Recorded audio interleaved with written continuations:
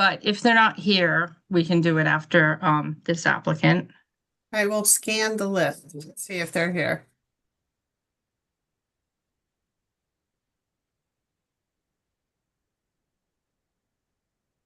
Sorry about that. You're good to go, Amy. No, I don't. Okay. I'm here. Good evening, everyone, and welcome to the June 25th, 2026 meeting of the Northborough Planning Board.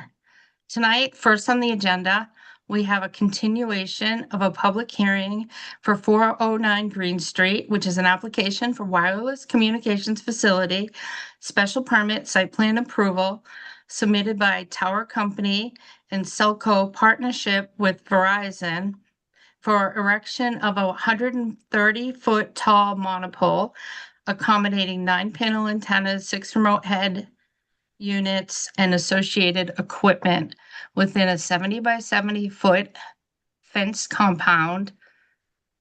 And I think they leased 100 by 100 space. Okay, let me just get back to the screen. All right, so I think for tonight, what I was planning is we're gonna review new information from since last meeting. We got a memo on June 16th from Isotrope. It was a report. And we got a memo on June 18th from Verizon. Any new information to ask, and then we can take comments and questions from the board and comments and questions from the public. And then if the board is ready and has had all their information, we could close the public hearing and go into deliberations. I just wanted to note for deliberations, we will need to discuss both federal and local standards. And I can go over the process again once we get to that. So we did receive a couple new emails today, and I did read those. I'm not sure if other board members had a time. And I also wanted to say that we did receive a petition that was signed by 262 people. 141 were from Northborough. I just want to read it into the record since there are so many signatures. So, and at the petitioner, I think noted she wouldn't be at the meeting tonight. So the petition stated that the proposed 130-foot cell tower at 409 Green Street, situated at the intersection of Ball Street and Green Street, poses significant concerns for our community and environment. These streets are not merely thoroughfares. They are designated scenic roadways treasured by residents and visitors alike for their natural beauty. The unique charm and aesthetic value of these areas should be preserved, and the construction of such a massive tower would starkly contrast with the landscape. Apart from its size, which greatly exceeds the currently allowed 75-foot limit for cell tower poles in this area, the introduction of this tower raises alarms about community and environmental impacts. Scenic roadways like Green Street and Ball Street serve as a gateway to popular passive recreation zones, drawing families, nature enthusiasts, and tourists. The visual intrusion of a 130-foot tower could detract from the area's appeal and potentially diminish local recreation activities. Moreover, this tower requires a special waiver from the planning board to bypass the current zoning restrictions. The waiver process should rigorously evaluate the necessity and impact of projects of this magnitude, ensuring that the community's interests are prioritized. It is crucial that we uphold the integrity of our zoning laws designated to maintain the balance between development and conservation. We urge the planning board to deny the waiver request for this project. By doing so, we can protect our scenic roadways, recreation areas, and preserve their enjoyment for future generations. Let's prioritize the beauty of our community environment over unnecessary expansion of cellular infrastructure that overrides community guidelines. So that is the petition First I'll reach out to Verizon. I know you sent a memo and on June 18th, and it was summing up everything that you have submitted to date. Would you like to add anything? Uh, well, yes, we think it does more than summarize what we've added to date, Madam Chair. It also addresses some issues that were raised at the last meeting that we were concerned about. We want to make sure the board is aware of the federal law in this area and the requirements and standards that we've demonstrated and provided sufficient testimony to satisfy. Specifically, we wanted to point out to the board that any consideration, which was discussed by board members at the last meeting, of alternative carriers, landlines, satellite phones as alternatives, none of those are appropriate to consider when evaluating the appropriateness of this site and the coverage under the federal law. We also, Madam Chair, with your permission, would like an opportunity to summarize from our perspective the materials that have been submitted so far, if that's okay, if you'll indulge me Yes. for a few moments. No, that would be great. Thank you. Okay, so just first of all, to reintroduce myself, my name is Attorney Michael Fenton. I'm a partner at Schatz, Schwartz & Fenton. Our address is 1441 Main Street in Springfield, Massachusetts. We're here tonight on behalf of TowerCo, the applicant and co-applicant Celco Partnership doing business as Verizon Wireless. I'm also joined by my colleagues, attorneys Brett Smith and Ellen Fryman, Stephanie Mulhern from Colliers, our A&E firm, Keith Valente, our radio frequency expert from C Squared, Igor from Structure Consulting, our leasing specialist, and we also have Carrie and Jennifer here from TowerCo, the co-applicant. As we've highlighted in prior testimony, Madam Chair, this search ring was opened close to a decade ago in 2016. There's been an extensive search which contemplated a variety of restrictive variables, including a willing landlord, environmental considerations, forestry and agricultural protections, setbacks, and most importantly, radio frequency. We did enter into a lease in February of last year, 2025. As you highlighted, the proposed compound is a 70 by 70 foot compound with a 130 foot proposed monopole and a 5-foot lightning rod. We have submitted waiver requests that we've spoken about extensively at prior meetings, conducted balloon floats and crane tests. We have reviewed a variety of correspondence and requests for information from the town and from neighbors, which I'll summarize. On April 5th, we received the first isotope letter outlining 8 questions. We submitted our responses to that, which were 169 pages on May 12th. There was a May 12th community meeting that we held. Give me the address, I'll send it. No, I don't have their addresses available. You don't have the Great. address? If you're in the audience, can you mute your microphone? Thank you. Thank you. There was a community meeting on May 12th at the Northborough Free Public Library. We received the first set of the planner's comments on May 18th, responded to those on May 19th. Our first hearing date was May 19th. The second isotope letter came on May 22nd. There were 12 new issues identified in that letter based on the May 19th hearing. We submitted our second supplemental submission, 110 pages this time, sent on June 5th. And there were requests for additional information from isotope received on May 28th. We provided those responses on June 8th. Members of the board submitted requests to us on June 3rd. We sent our responses on June 8th, and we had the last hearing on June 9th. We have, at the town's request, kept a matrix of the letters of support and opposition that we've received. As the chair indicated, there have been some petitions signed by a number of folks, and we did not include that petition in this count because I think the petition speaks for itself. The letters, keeping track of them was another matter.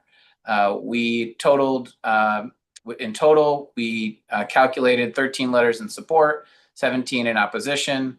There were a few, I believe 2, that just raised questions and didn't appear to raise a question one way or another, raise an opinion one way or another. So we excluded those from the support or opposition count. And we also want to just acknowledge that we did receive a total of 11 opposition letters, all from one resident. And so we didn't count that 11 different times. We counted that just as one opposition letter.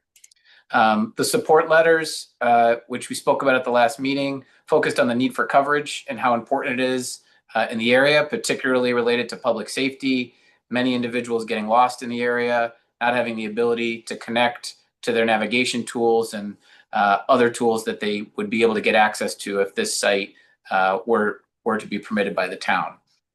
We received support letters from 8 residents of Green Street and 5 residents of Ball Street, as well as Togus Family Farm, which is a prominent local business in the area that is visited from all around.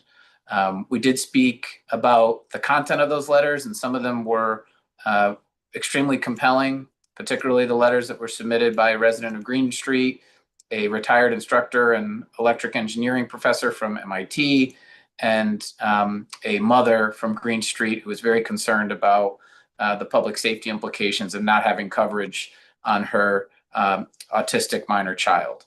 At the prior meeting, 2 meetings ago, I'd like to point out and remind the board that we did hear from some residents of the area about opposition, many of whom said that they were okay with the existing coverage.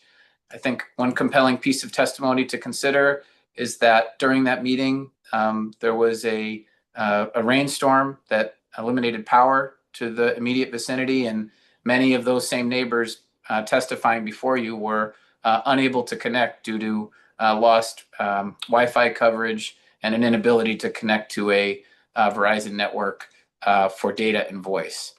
The testimony that we heard at hearing also included support from some residents who stepped forward.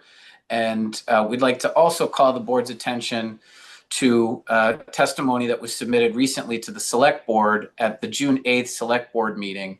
I sent that information over to the planning board since our last hearing.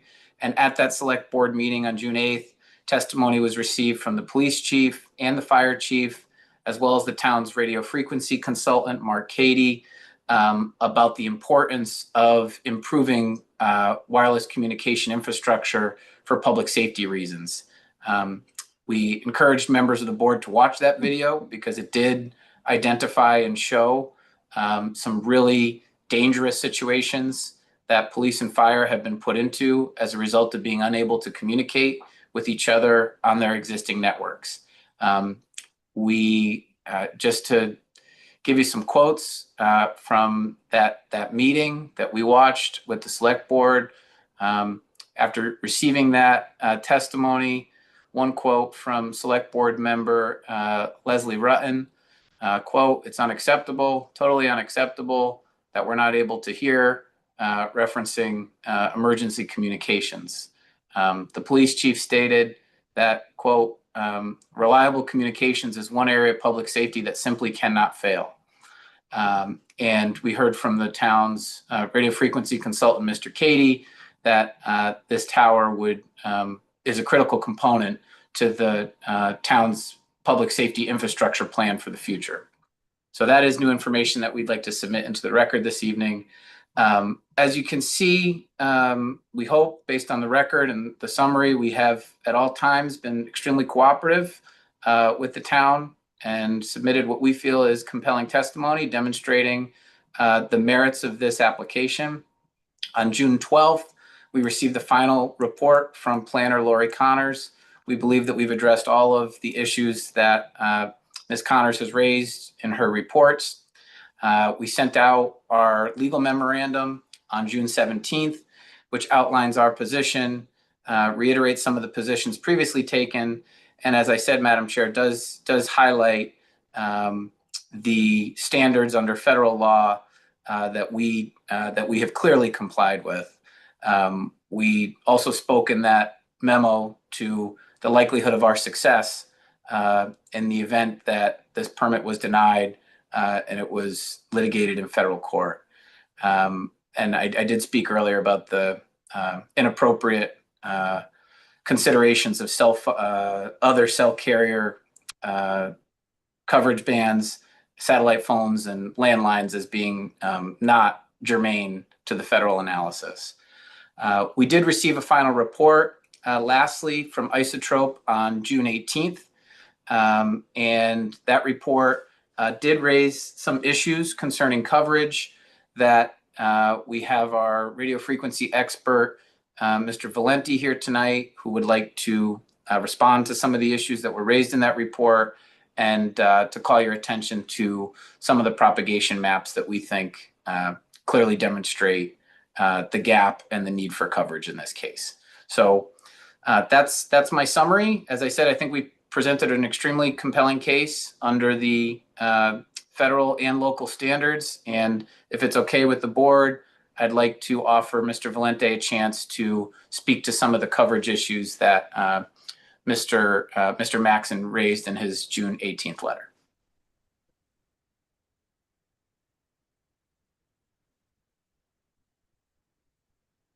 Good evening, Keith Valenti with C-Squared Systems. So as Mike introduced, just want to take this opportunity to give a brief recap of some of our testimony regarding various aspects that have been brought up over the course of the past hearings and in correspondence outside the hearings. One of the requests that was made was to provide some network performance or capacity data to demonstrate the need for the site. We did so in our second supplemental response. Through both testimony and during our prior hearings, we discussed that coverage and capacity, they're really intertwined. Poor coverage can create capacity issues on a network. The reasons for this are primarily twofold. One, users in weak coverage areas, they have to anchor on those low band signals that have better propagation range. The mid-band and high-band frequency coverage just isn't there. It's not strong enough to be usable.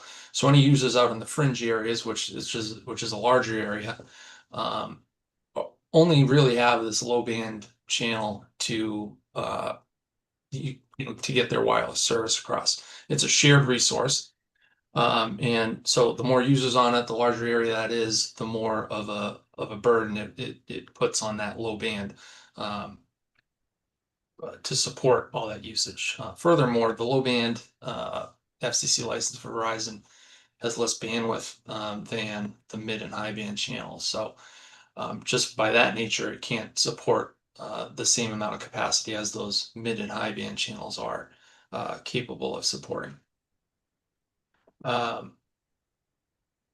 The second aspect of this is the weaker wireless connections. They can't support more efficient modes of communication with the users.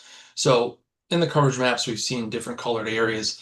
The level of service and the coverage isn't uniform within those areas. The closer you are, the better signal you have, the better connection you have, and the higher data throughputs can be supported.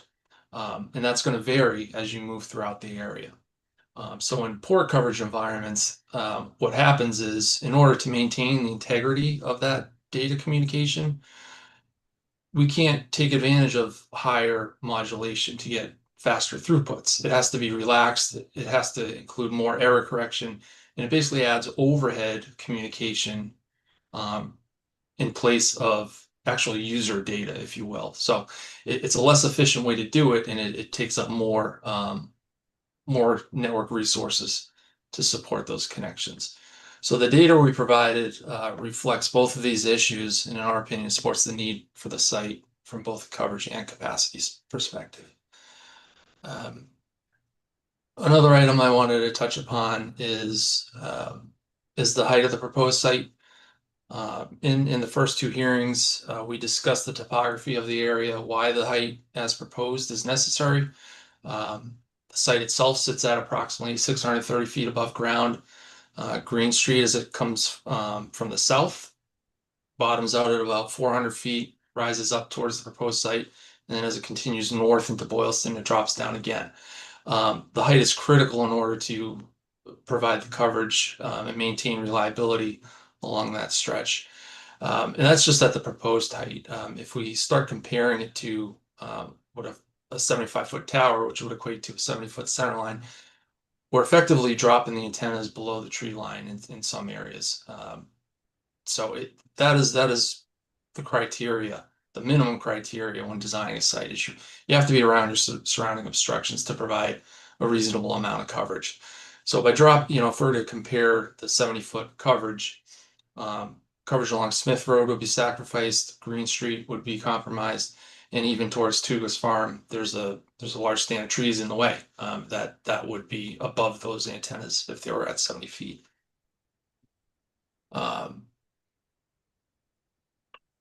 Some of the requests, we received a request from Isotrope to provide a breakdown of incremental coverage between the proposed height and 70 feet, which we did provide. The request itself may have seemed relatively straightforward and simple, but when we start looking at multiple frequency bands, multiple heights, multiple thresholds, and then splitting them up by towns, you can see how that exercise can kind of expand. So we did provide quite a bit of data in that response as was requested. And we just wanted to take a look at the data as a whole based on what was provided. I believe in the Isotrope report, it was referenced that there's a difference of about a half square mile loss in coverage between all bands and all thresholds. While that's true, there was additional data provided, and I think it's important to understand, what does a half square mile mean in context relative to what the proposed site covers? Well, I mean, in Northborough alone, it's 46%. And I really want to emphasize that the gap here is not limited to Northborough. These networks are not designed town by town with one certain type of solution in one town and another type of solution in another town. It's the gap. It's over a large area, and we design the networks without paying much attention to town boundaries. So I think that's important to consider here.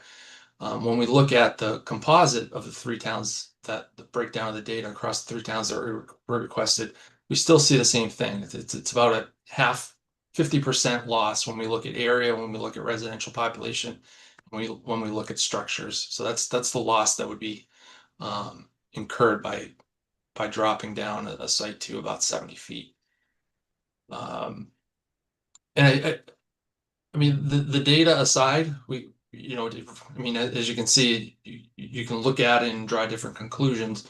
I think just from a practical standpoint, I think most folks can understand that antennas below a tree line are just not going to be effective, and that is something I'd like to emphasize at this point in time, with respect to comparing the allowable height versus what's proposed.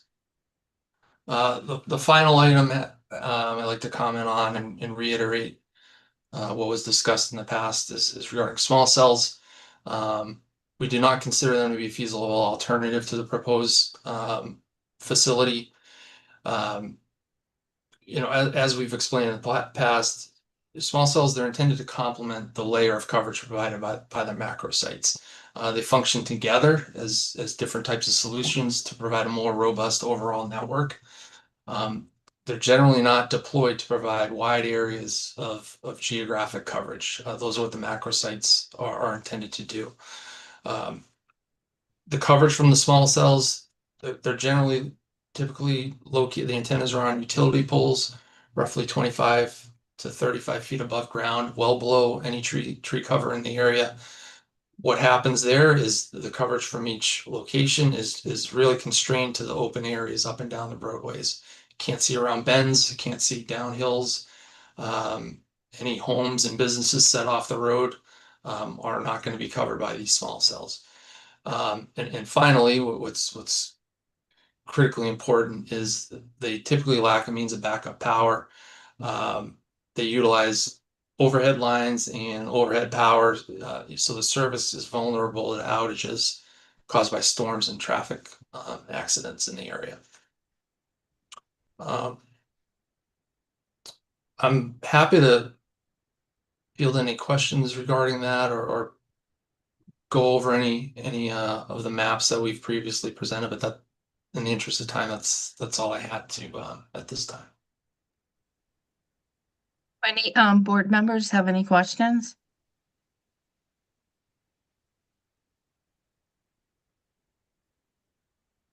I mean, I Staff, think do- that was a lot of information. So as the discussion unfolds, I think we do have questions, but I kind of want that discussion to be part of the discussion rather than go try to remember point for point what some of the comments were. Well, Okay. thank you. Thank you, Keith, and thank you, Madam Chair, for granting us that time. That concludes our prepared remarks. I do want to just reference that we do have the town's public safety radio frequency consultant, Mr. Katie, on the call. And if it's okay with the board, and Mr. Katie, if he has anything he'd like to add about the context for the need for this site from a public safety standpoint, we'd welcome that. reach out to, You're muted. oh, muted? Now you're not. Oh. I just wanted to reach out to Michael Lawton too. He is our consultant. And after I was made aware of the June 8th select board meeting, he also watched the meeting and he read the report. So I called him and we included Stephanie in the discussion and discussed, what they currently have for a system, what they're going to for a system. And we talked about the whole proposal too. So I just want to ask him, Mr. Lawton, I was going to ask him tonight to present. Would you want to present first, or do you want to hear from him and then chime in? I mean, I think, I can summarize what I saw in the meeting with the select board. And, if there's any new information that he has subsequent to that meeting, he can certainly fill us in. But what I saw and what I included in my comments in the report was that, yes, Northborough does seem to have a public safety communication concern. There was a video taken of a response by the police to what used to be the Econo Lodge on the Shrewsbury border in the southwest corner of Northborough, where the officers responding were unable to communicate effectively with the dispatch and vice versa.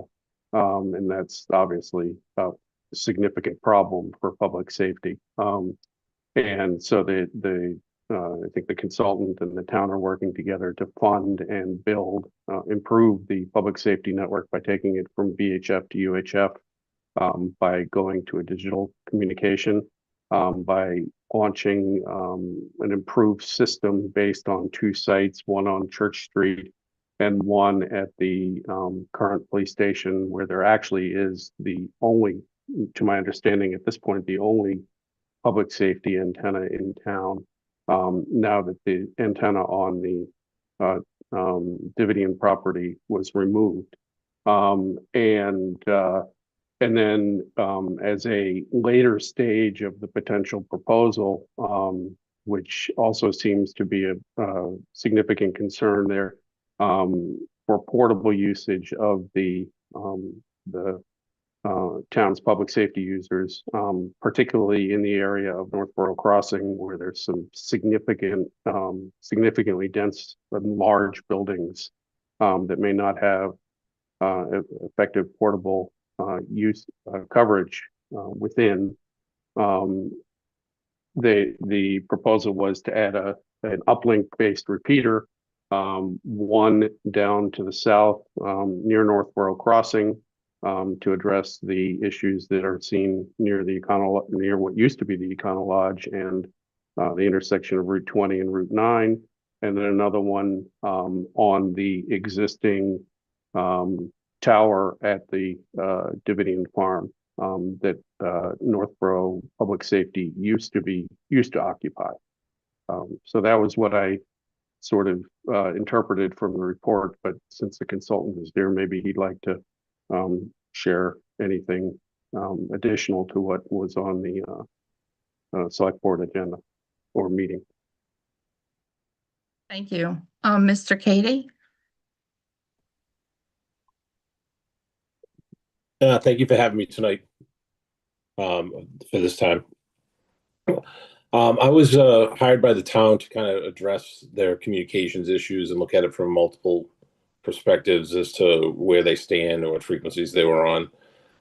When we did look at the system as it used to be, there was a site that was located at the Davidian Farm site, right adjacent to where the town of Boylston currently has a site there. What we're looking at is as the town starts moving forward, this would be a good site for public safety communications as they start to build out and design the system.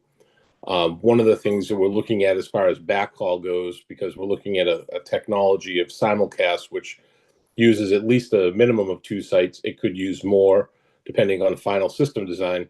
But the connectivity of those sites is either done with microwave, which is wireless connection, or it's done with fiber optic cable. Microwave is more secure in that it's not susceptible to typically physical damage of trees bringing down telephone poles or from accidents or other acts of nature. So this site and the actual location of the site and the elevation of the site provides a good foundation for them moving forward in the design when they come to the point of funding this project and moving it to the next steps. So we identified the site as it was used before. The town of Boylston actually uses it as a site to provide coverage on the border between Boylston and Northborough. And Northborough could use it to fill in a portion of the north section of town where they have some densely populated wooded areas, and they've had emergencies in the past where they've had some cell phone issues with some forest fires and wildfires that they've had in that area in the past couple of years.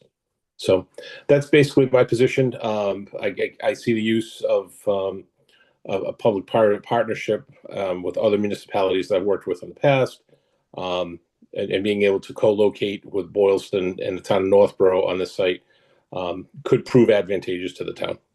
Thank you. Just had a couple of quick questions. Mhm. So right now, from what I hear, the radios on the officers are the problem, but the radios in the cars work pretty good. Is that true? So, real quick, high level, the fire department is in a good position right now. They just received some new equipment over the last several years through a federal grant. So they're in a good position. They're in a better position than the police department. The police department has some dated equipment as far as handheld goes. We'll call them portable subscribers, and their mobiles work a little bit better because they have better antennas and they're fixed in the cars. But they still have some dated equipment as well. So the move would be to move them to newer digital ready subscriber equipment. But at the end of the day, it's the subscribers or the portables or the mobiles is only as good as the system it works on, and their system is extremely dated right now. So that'd be the primary focus right now for moving forward. So the primary focus would to be update the equipment, and it seems like if you update that equipment first in phase 1, that's going to make a huge difference right away. Plus moving to UHF and also going digital. Yeah, so the fire department has multi-band radios, so they're already able to go to a different band. If we move, part of the problem that the police department has and the fire department has is the band that they're in right now. It's very congested. It's very susceptible to interference. There's a lot of co-located licenses, even in the state of Massachusetts, which provides interference. So by moving them to a different band, a little bit higher in the UHF range, what it does is it has a better band plan, which addresses co-channel interference and things with co-licensees. So we would move towards that. Fire is already prepared and really doesn't need much updating. They would just have to reprogram the radios. Police would need all new portables and all new mobiles because they don't have UHF radio equipment right now. So, but they wouldn't switch to new equipment until they had new infrastructure. Fire would just migrate as part of the infrastructure being built out. Okay. I think I read you were thinking about microwave or fiber between the police station and fire station. So having fiber between the fire station and the police station gives it the some resiliency and redundancy as far as right now the police station has radio consoles that hook into the radio system, and then they have other radios that they use for interoperability for mutual aid with other communities. Right now, the equipment that they have there is what we'll call legacy equipment. It can't be pushed over an IP network. So newer radio consoles, which are basically computers that control the radios, you just have a graphical user interface. So those PCs can be put on a network. So the goal would be, as part of the proposal, would be this: there would be fiber between the police station and the fire station. So if they had to evacuate the police station, they could move to the fire station and they could effectively keep dispatching. The 911 calls would be routed to another community, and then they would be the information would be sent back to Northborough. But Northborough could dispatch from another building, which is very difficult to do at this point. And I have a couple other questions. So were they planning to go to P25 or P25-2? I noticed there's two different systems. There's a new one coming out. No, so P25 is phase 1 and phase 2. Phase 2 doesn't exist in VHF and UHF right now because it has to do with time slots.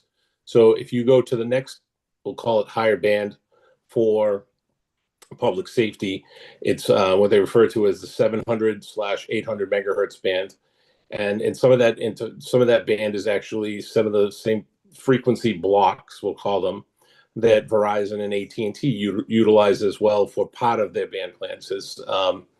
As the consultant had said before, there are different bands that they use for different purposes, whether it's voice or data for different purposes. In that band plan, they can do P25 phase 1, which means that you have one data channel trafficking over one frequency. In phase 2, what they do is they take the frequency and they split it in half, and they can put two voice channels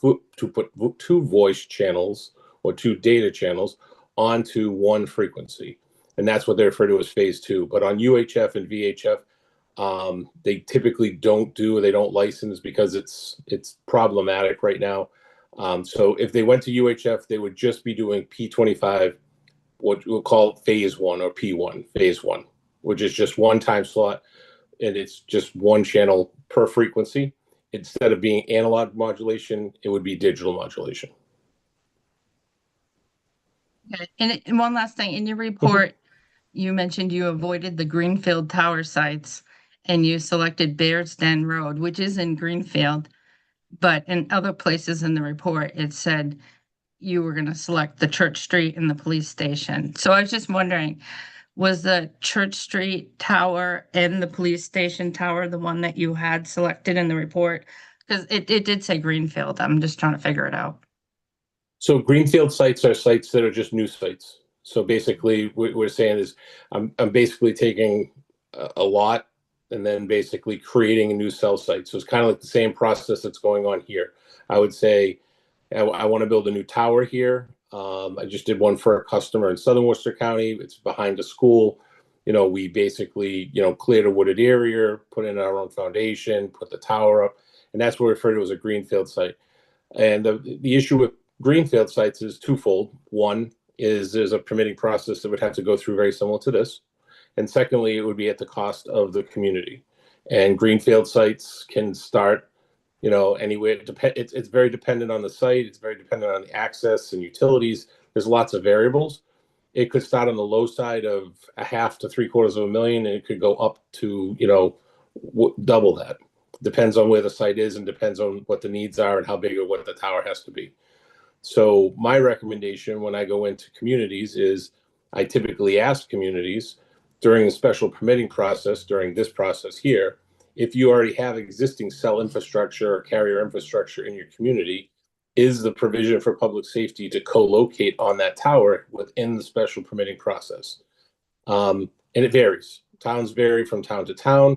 And I can go into a town and half the towers have the variance or have the language in the special permitting process, and half the towers don't. So it depends on the planning board, depends on the process, it depends on the whole process.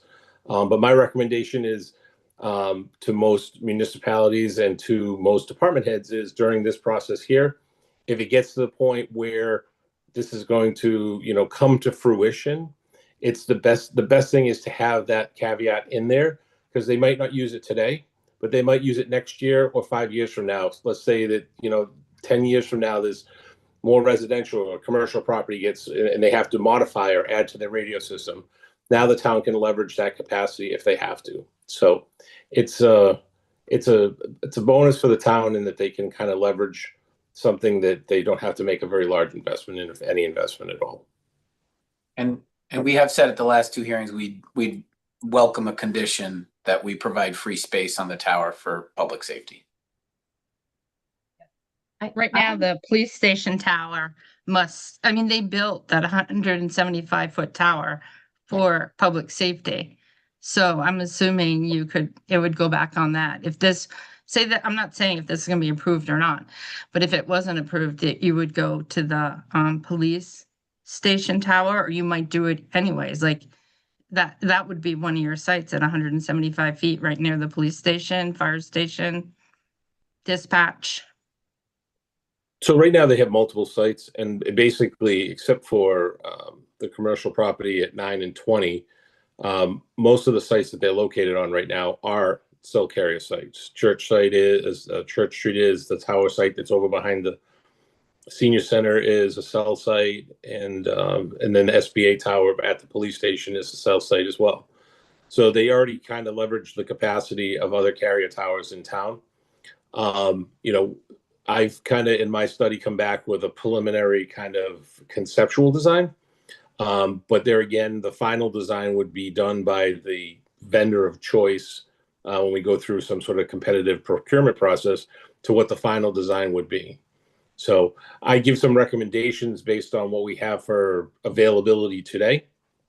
The vendors might come back and say, we recommend 2 sites at these sites. We might recommend 3 sites at 2 of the same sites and a 3rd site. So we kind of put it on the onus of the vendor, because the vendor has to provide coverage guarantees, and we can only ask them to provide coverage guarantees if they're allowed the latitude to design the system. And right now you have 2 sites from what I read? Right now we have the conceptual design is 2 sites, correct? Church and the police station? Yeah. Okay. All right. And those seem to be in the middle of town, so it seems like the problem was down south, so. Phase 3 was a possible repeater. Yeah. Part of the problem with the town, the sites that are down in the south end, we'll call it Route 9 and Route 20 corridor down there, is the antennas are co-located. They're not transmit sites. They're just receive sites, and the antennas are right next to each other, and they're only like 25 feet off the ground. So it's not the best approach or design to create a conducive environment as to how it could work properly. Okay, I see other board members have their hands up, so I wasn't looking. I was so focused. All right, Bill, you have some questions? Yeah, so actually what you just said is my question. So I actually work for the MBTA, so I'm very familiar with our bus radios and how we do those, as well as the T-Police systems. Mhm. And one important fact that I just want everyone here to be aware of is, you said that we would be, the preference would be to use microwave. Microwave is a line of sight communication, which means the higher up the pole it is, the better coverage you're going to get, because the better sight distance you can get. Is that correct? That is correct. Okay. And then you mentioned that, it's already at the police station. Is it because the elevations of those other poles isn't very high? Is that why we're lacking some coverage? They're lacking coverage for a couple of reasons. They're lacking coverage due to, I think, age of the equipment and antenna system design. Right now, if you look at most of the sites, not so much the tower that's at the police station, but the tower that's on Church Street, a lot of the antenna sites are co-located antennas next to each other on VHF. So when one's transmitting, it can be desensing the other antenna. There's no design in the system that's either sharing an antenna, so you basically have some filtering that's going on. So it's very difficult to kind of take multiple variables into play, like a co-channel licensee from the North Shore interfering with your receiver while the police are transmitting, and they're wiping out and desensing your receiver at the same time. So there's multiple variables right now that are causing system degradation. Okay. And then my last thing, and then I'll hand it off to Millie. You mentioned digital communications, right? Mhm. If I understand correctly, that one of the biggest differences between digital and analog is analog, a lot of times you can still hear it. It might be staticky, but you can still hear it. But digital is really a all or nothing almost scenario, right? Either you get the signal or you don't. There is no real in between. Correct. So what we see with digital is that you basically, when you're looking at field audio quality, we kind of look at it as a DAQ, and it's deliverable audio quality, and it rates all the way from 0 up to 4.0. And for public safety, we look at a DAQ of 3.4. With analog transmissions, look at it as kind of a bell curve, and basically as it goes over this round bell curve, it degrades over time. When you look at digital audio transmissions, it's more of a shelf where it goes out as a straight line, and you said it's all or nothing. The point at which it drops off the shelf is further than the staticky analog that you can hear. So when they're transmitting, you're going to hear P25 audio further in the fringe areas than you're going to hear the static analog audio. And that's what we see that's representative not only from propagation mapping, but for actual field testing as well in the field when we do system coverage. Okay, thank you. You're welcome. Thank you. So I have a couple of questions. Because you've mentioned one of the things that they have to show here is a coverage gap in the area that they are focusing on. And really through this public safety element, I really haven't heard a lot of the issues existing in that coverage gap area. I've heard Route 9, Route 20, Shrewsbury, Avalon, and they are not in that coverage gap area that this applicant is proposing to cover. So the question I have is, number one, if you put a high pole up on this property, what height would that public safety one be, number one?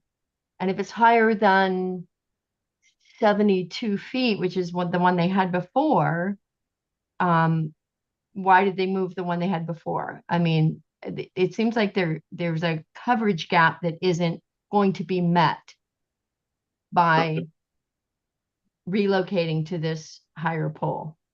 If I could take the first stab at that, I'd like to just say that the coverage gap standard, again, is with respect to Verizon's coverage only. That's what the federal law stipulates. That's what we've proven in our testimony and our documents.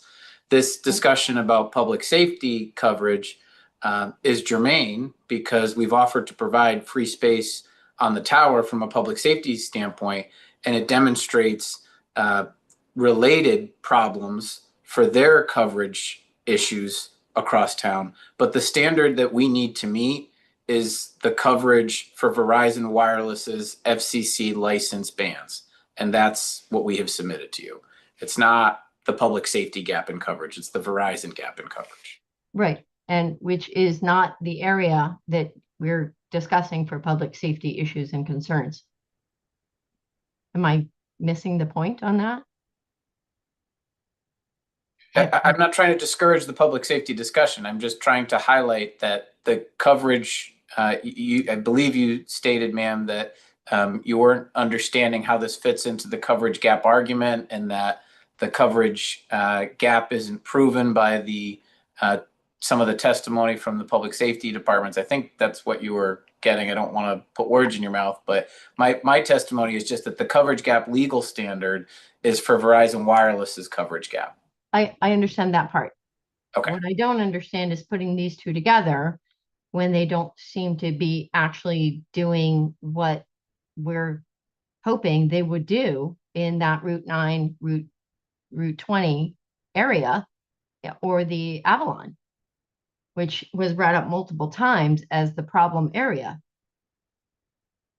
So I don't understand why we're having that part of the discussion, saying this is going to help that when I'm not convinced how that, I don't understand how that will help this. It sounds like a system upgrade there versus a cellular cover upgrade. And I'm either not understanding what's being put in front or missing a point.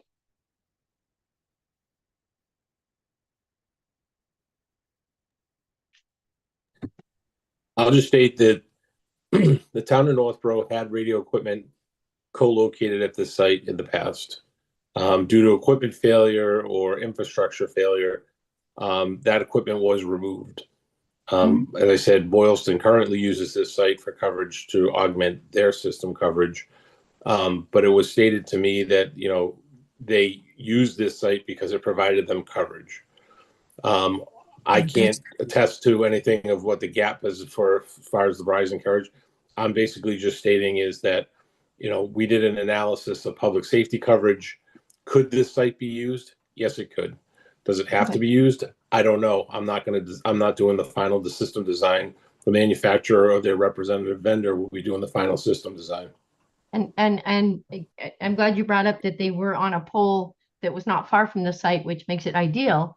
In some ways, that pole was at 72 feet, not 130 feet. So I was wondering, even if it were to be co-located on a newer tower, would it have to be at a height higher than 72 feet or 75 feet, or would that suffice?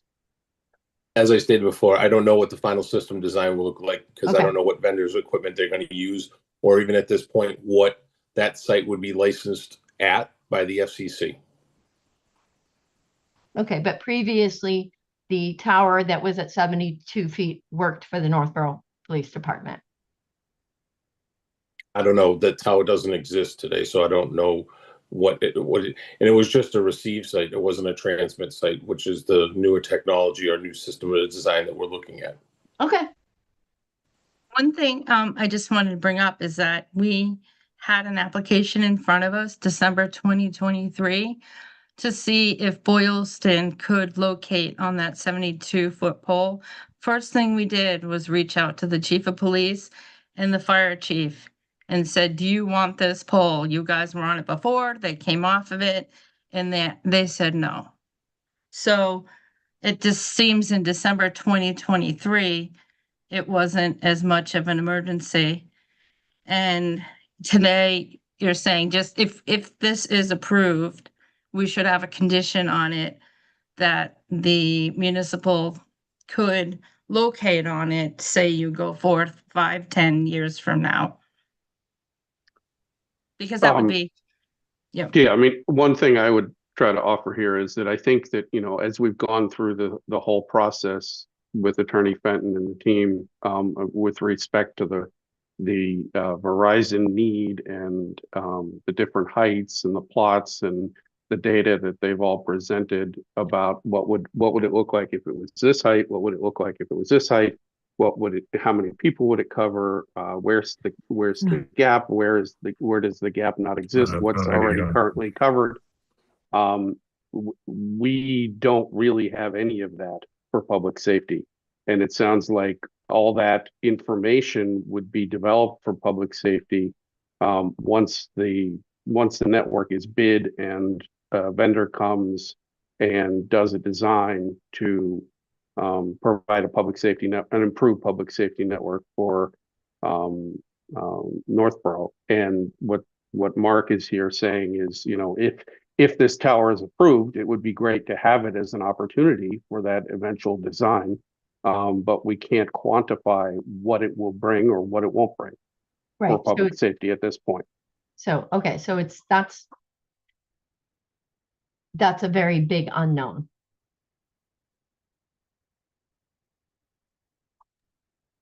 That's my interpretation. That's kind of what I feel like I'm hearing, is that we don't know what it would do. It would really depend on a lot of other things. So I feel like, you know, public safety obviously is a big piece of you know, our community and things like that, but I'm not quite sure that this changes anything. What we did hear, I think, is that just the equipment upgrade itself would provide a huge benefit to the police and fire, Mhm. updating the radios and all the equipment to the latest. But I also think we heard from Verizon that we have to focus on Verizon, and this is just was added on. Mhm.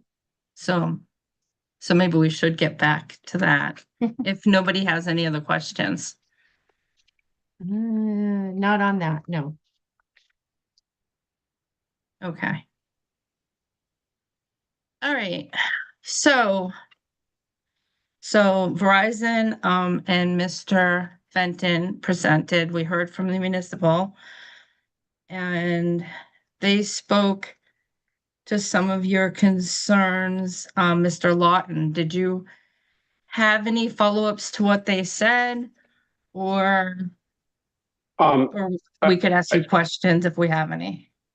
Yeah, I mean, I did want to touch on and clarify one thing that I said in the prior hearing, and Attorney Fenton, and I think Keith Valente also mentioned it, that when I was talking in the prior hearing about the opportunity to use Charter Spectrum as a wireless provider and use their Wi-Fi in building, that was simply as a commercial opportunity or an option for people who live in the area. It wasn't intended to replace Verizon's coverage. And Attorney Fenton is correct that we're here to talk about Verizon's outdoor network and how it provides coverage outdoors as well as to their users indoors. And you know, while Charter Spectrum is a well, they're a partner and a competitor, I guess. But it's an entirely, we're talking about essentially a different network unless you're outside. If you're talking about the indoor coverage in people's homes, and people have concerns about safety because they can't use their cell phones in their homes today, even if this tower were approved, it would take some time to build, and they could sign up and use Wi-Fi calling in their homes tomorrow as a bridge to solve whatever safety concerns they have in their homes right now. But it doesn't take the place of Verizon's cellular coverage, and particularly not with respect to the telecommunications. Okay. One quick question I had is they mentioned a whole list of things, but did talk about small cells. I'm not saying we could deliberate about small cells or not, but small cells could be discussed because those are a service that Verizon Wireless does have, and they use in Northborough and a couple different sites versus satellite, which Verizon doesn't do. Right. Yeah. I think, you know, the question that was asked at the prior hearing is, given and I'd point the board to the first supplemental submission, page 65, 65 through 60, 65 through 68. That shows the existing coverage and the proposed coverage with the proposed facility. If the proposed facility were not to be granted, could small cells fill the gap? And I believe that the statement that I made in the last hearing is that I believe that a very limited small cell installation could fill the gap in Northborough. But because the gap in Northborough, when I look at slide 65, which is attachment A, which is a 700 megahertz, and I look at slide attachment C, which is slide 67, which is a 2100 megahertz existing coverage. It's a very small area that is in Northborough that needs to be covered. The existing monopole that's on the Davidian property could actually be a location for a small cell. And to Keith Volante's point about no backup power, I believe that that pole does have backup power. It would certainly not, placing a small cell at 70 feet or 65 feet on that existing pole would certainly not address a lot of the white space that you see on slide 65 in Boylston, but it would certainly alleviate some of the concerns in Northborough. And that was the question I was asked, and that's my answer, and I'm sticking to it. Okay. We would just very briefly, Madam Chair, respond that while we have submitted testimony that the primary function of this site is to support residents in Northborough, and we have submitted documentation to support that, the federal law does not recognize town boundaries with respect to coverage. So Mr. Lawton has suggested that, and I invite Keith to fill in if he feels necessary, but Mr. Lawton has suggested that small cell installations could remedy some of, I think he said maybe the majority of the coverage gaps that we have in Northborough, but I believe Mr. Lawton also has acknowledged that that would not solve the other problems that are presented by the coverage data that happen to fall just outside the town of Northborough, which this board is obligated to consider under federal law under our FCC licenses in the Telecommunications Act. In other words, you're not allowed to just consider the coverage in Northborough.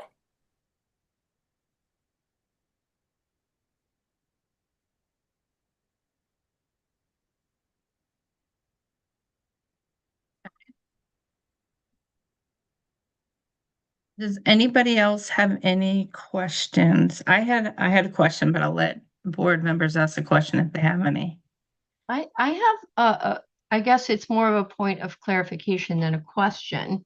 You know, one of the compliance criteria that is being put forth is that you have to put up co-locators, and so therefore that's why you need 135 feet. And that's actually not a full interpretation of the bylaw as I understand it. It basically says all new wireless communication monopoles or support structures shall be designed and constructed to the maximum extent practicable with existing technology and with height limits set forth in this chapter for co-locations and antennas and other necessary. So in my interpretation, the height limit is 75 feet. And that's where I feel that is a, you don't need to put co-locators on if you're at 75 feet. Well, if I may, Madam Chair, through you, just respond to that. First of all, it is not our testimony that the reason for the 130-foot proposed monopole is exclusively to allow co-locators. That is not our testimony. Our testimony is that we need that height. I didn't say exclusively. It was one of two. I'm gonna get to the second point in a moment, but it is not our testimony that the exclusive reason is to allow for co-locators. It's our testimony that we need that height in order to provide the necessary coverage for our customers in the area, which is Northborough and Boylston. With respect to the co-locator comment, I do want to take exception to the statement that the bylaw doesn't anticipate and require co-location. Section 8.04F states wireless telecommunications facility has been designed in all respects to accommodate multiple licensed communication carriers, and that the applicant has agreed and will permit other licensed communication carriers to co-locate on the facility at reasonable commercial terms. That is one of the findings that this board must make before granting any special permit for a wireless tower. And so it's our testimony that your town bylaw does in fact require co-location, and that we've designed the tower to accommodate that consistent with the law. Within the height limits. I think those are important distinctions. But that aside, I think the gap between the If I- coverage in Verizon coverage for at 75 feet, 85 feet, or 95 feet, what was the significance of that? Or 130 feet? I felt that the gap wasn't and maybe if this is something that Mr. Lawton might be able to chime in on, is the gap at 75 feet considered essential for proper coverage, appropriate coverage?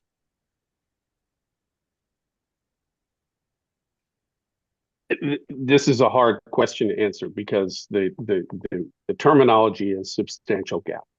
And while the word gap can be defined, the word substantial is is subjective. So, I think I don't think it's appropriate for me to determine a subjective word for the board members. I think, I mean, I can point you to the plots, I can explain the plots, I can tell you, help you understand what you're seeing in the plots in an objective way. But I really shouldn't, I don't feel like I should be interpreting for you, because that's one of the findings that the board members need to make, is that there is a substantial gap, and that the site that's chosen is the most appropriate, the site and the height that are chosen are the most appropriate to meet that need. And that's why we have boards. It's not my decision alone, and it certainly isn't my decision, period. So is that something you can bring up? I know some of this was already gone over, but I'm not sure it was gone over in the same light as. Yeah, I mean, I can, if you give me a minute, I can bring it up, or if the applicant has those plots available quickly, they could do it as well. But if you give me a second, I'll dig through and get them. I do have the maps if you like. If you're able, Keith, to address that, that would be great.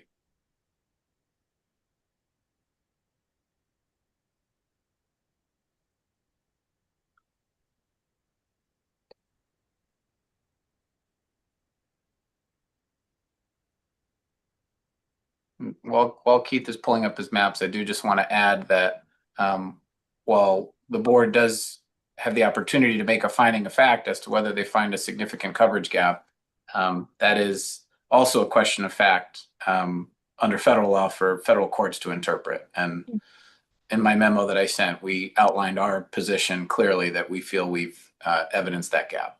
But Keith, you can share the maps that you've got. I believe they're shared. Is that not the case? We can see. Okay.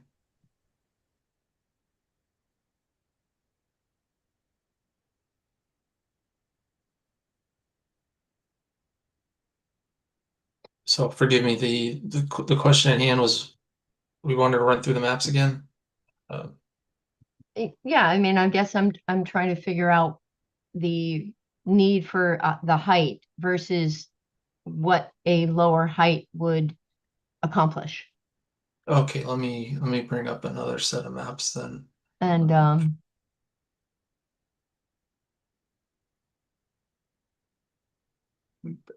forgive me, I gotta just find these maps.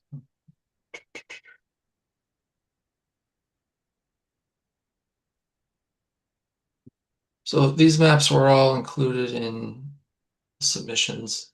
right, and they were, I would say there was definitely a lot of material, so I'd, not the expert on this, and really I'm just looking for more clarification. Sure. Okay, so that's I'll ask at you that on that. 115 feet. Yeah, I'm trying to bring up both the proposed site and what we have here. So one of our in supplemental submissions, based on a request from Isotrope, was to prepare plots of the proposed site at lower heights of 115 feet, 95 feet, and reflective of a 75-foot tower, which, just a minor distinction here, that would be a 70-foot center line. So on these maps where we have antenna heights, those are in reference to the antenna center line. So that'll explain the difference between 70 and 75. Okay. What we see here is I can quickly scroll through them. Is you can see the gray areas are already below the targeted level for Verizon in this area.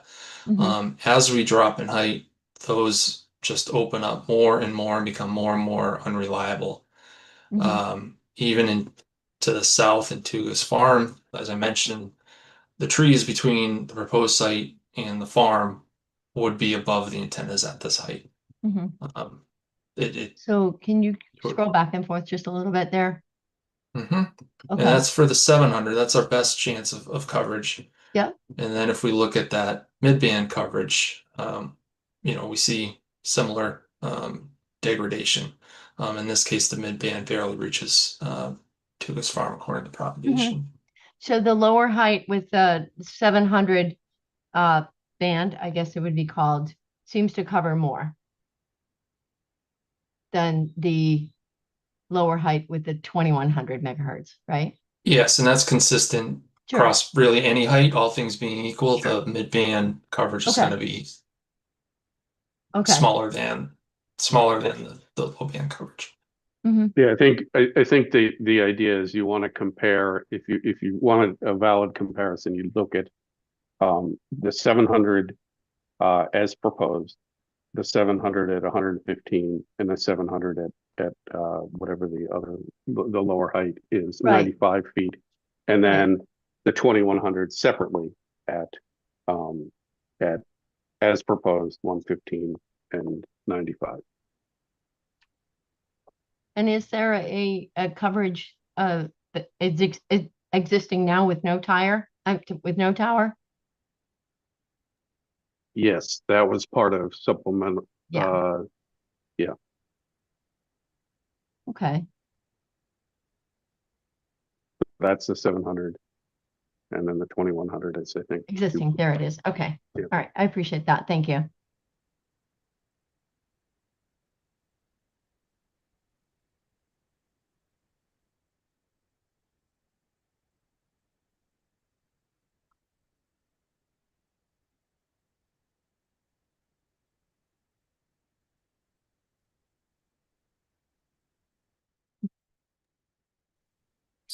Before we move on, Madam Chair, I guess I would just like to, while we're on the subject of the 75-foot height restriction, for the reasons that have been stated tonight and at prior hearings and submitted in the testimony, including what Keith just highlighted, a tower at 75 feet does not address the problem, and the applicant cannot and will not proceed with a tower at that height. It does not address what we are here tonight to ask you to address. And our proposal is for the 130-foot tower. Okay. Yeah, that was going to be one of my questions was, would they be willing to do the 75? So obviously not. Thank you.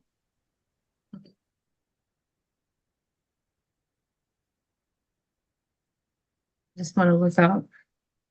I had some questions.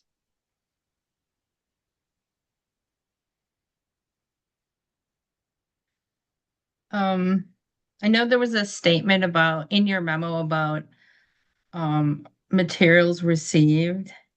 And there was a statement that I felt like you mentioned that there was voluminous amounts of materials, which is why we asked to continue. But truthfully, it was because we got it less than a week before our meeting. So I felt that wasn't really a fair statement to put in the memo that you have. That's a fair critique. I apologize if that was too one-sided. I agree that the reason for the continuance was that the materials were submitted very late. And as we said at the last meeting, we had a lot to cover. So we didn't do that on purpose and wanted the board to have all the time that they could. So we do not begrudge the prior continuances. Yeah. Okay. I just want to add a couple things too. I know I did read what your real estate market analysis said, but I also looked up the National Association of Realtors position, and they stated that cell phone towers, realtors and peer-reviewed studies report that property values reduce up to 20% when large visible towers are placed close in residential neighborhoods. Buyers often avoid such properties due to aesthetic concerns and perceived health risks, which we're not talking about perceived risks. I'll admit that. We're not talking about that. I'm not trying to talk about that. But I do think that although, your realtor said that there would be no change in price, that I don't think we can rule out that there would be. I just don't think you can tell either way. I also think it might be worth noting that that was referenced from a 1999 source of information. So I think that's considerably different than what cell tower in residential areas look like today. Just 2 points, if I may. The first is that our report that was submitted was prepared by a certified appraiser, which is different from a real estate agent. There's professional standards and obligations that come along with those types of reports. So it's our testimony that the record has data from a certified professional with licensing standards saying that there would be no diminution in value expected as a result of this tower. I'm not familiar, Madam Chair, with the report that you're citing. Sound like it did reference health effects and National Realtors Association, which are not professionally licensed to provide valuation data as our appraiser is. And with respect to Ms. Milton's comment, I'm not sure what was referenced about 1999. I don't know if you could elaborate on that so I can respond. If you want to bring up the report, I can't. Amongst the paperwork, it basically, the footnote was, this information, quote, about it, the reason for the sensitivity of depreciation, how they measure it is from a 1999 publication. So I'm just not sure how up to date it might have been. Art. And you're saying, I believe you that this is a certified agent that you went through. I just find it a little concerning that, they're using references that are 25 years old, 30 years old. Give me a moment to call it up. I know that it was based on comparable sales data as close to current as possible. So that's why I don't. It's not on the sales data. It's the, if you actually can pull it up, it'll show what the footnote is. I'm sorry, I don't have it here with me. Okay, bear with me. I know there's I so mean, many I think to papers. me, that's actually a small thing. I just think it, Right. I have it. I'll share it.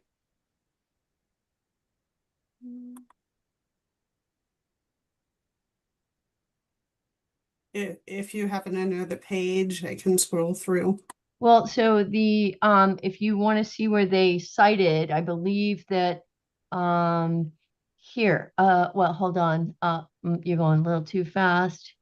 Following assumptions, proper, maybe it's keep going. I think it's the citing here. Okay. Commonly, right there, general comment, a commonly held opinion is that the price of a home is negatively affected if it is close to a cell tower or cell tower can be seen. Randall Bell, PhD, has written extensively from the property about property damage. That is followed by, in this book, an analysis of detrimental conditions, number one. And then it goes on to say that perspective. That book that is referenced is from 1999. And again, I don't think it's a big thing, but I think there's some relevant data or it's some relevant input that might be different in 30 years. I see what you're referring to. It is an extensive report that provides a variety of citations, and the sales data is current. I appreciate And the that. sales Thank you. data does look at sales of homes that had sight lines to cell towers in the areas around Massachusetts where there have been recently cell towers installed, and demonstrated based on the data that there was no loss of value as a result of the sight lines to the tower. Yeah, I mean, again, I don't know. I did actually read some of this in that sense, and I don't know what the height of the cell towers was, so didn't really go into the details. I think there's a difference between a 75-foot one and a 130-foot one. Well, I would just say that, this is our expert. He's a certified appraiser. Yep. There are no other experts providing testimony to the contrary before you regarding property values related to the cell tower type. Yeah, no, I understand. Thank you. Okay. One other thing I wanted to share, just for clarification. Let me see if I can share.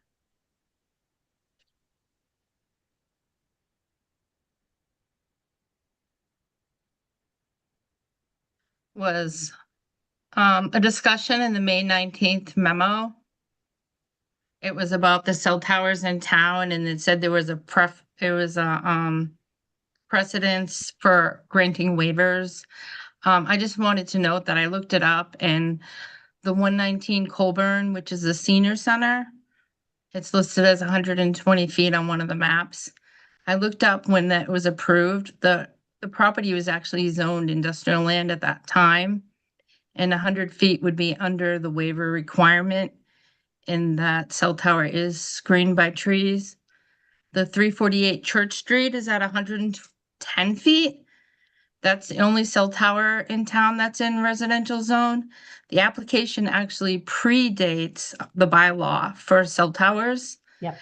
And when they did the application, which I read, they stated they would place it far back off Church Street, out of sight, in the trees and close to 290. In the townhouses that are nearby, and even the house on the site were built after the cell tower was there. And then the West Main Street is a monopine. It's 100 feet. It's in the trees. They didn't need a waiver for height because it's below what's, required in the commercial zones. The only one that required a waiver was 211 Main Street, which is a police station. They had no opposition letters. And there's a tower for their municipals, probably antennas, on the site that was listed as in poor shape. So they were using this tower to replace a dilapidated tower, and they were going to put all their municipal antennas on it. So that was how that one went forth. But I did want to say, because in the May 19th memo, it did say that there was a precedent for waivers, and so I did do research on the properties, and I found that there weren't any waivers other than probably the police station, but I actually think they had to go for a variance. So I just wanted to share that.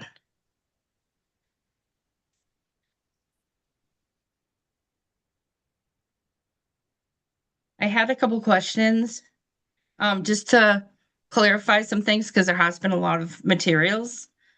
And I was going through today, the site plan criteria and the special permit, just to see how we were gonna go forth. I just want to double check. Are there any trees being removed on the site? You probably already said it. The answer is no. There's no plans for tree removal. And Madam Chair, I just want to, in response to what you just said, I appreciate you highlighting that, but I do want to acknowledge that there were waivers granted for the West Main Street Tower. They just weren't for height. They were due to setbacks and violations of other proximity requirements under the strict bylaw, which is very strict. Right. Yep, it was because, and it was noted too, because it was on a major thoroughfare. I mean, I read it.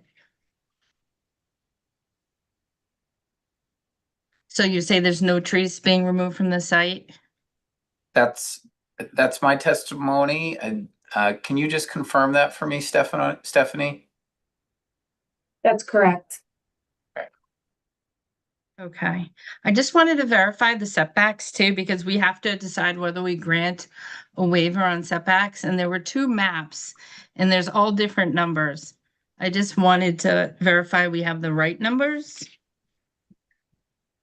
I think the latest one probably has the right numbers.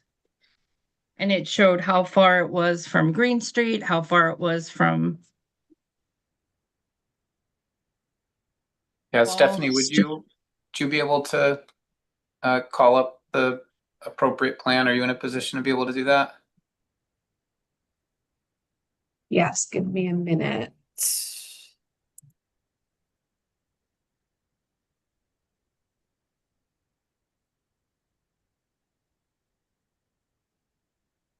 Me?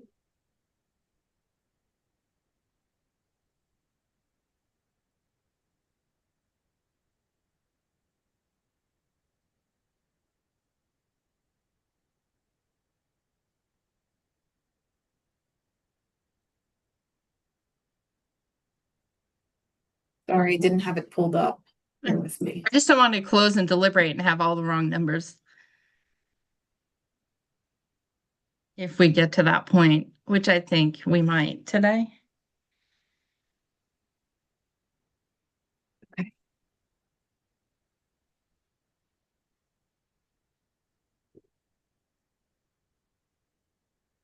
Right, I've got the plans here. So this is the exhibit with the distances. Which distances were you looking for me to Can you confirm? just make it bigger? I just wanted to. Okay. So it's 380 feet to the house. To the residence. Mm-hmm. And it's 20 feet to the nearest lot line. The compound is 20 feet to the nearest lot line, yes. Okay, and it's 480 feet. That's just the one I had, I think. 480 feet to Green Street. I just want to double check I had the right numbers. And 420 to Ball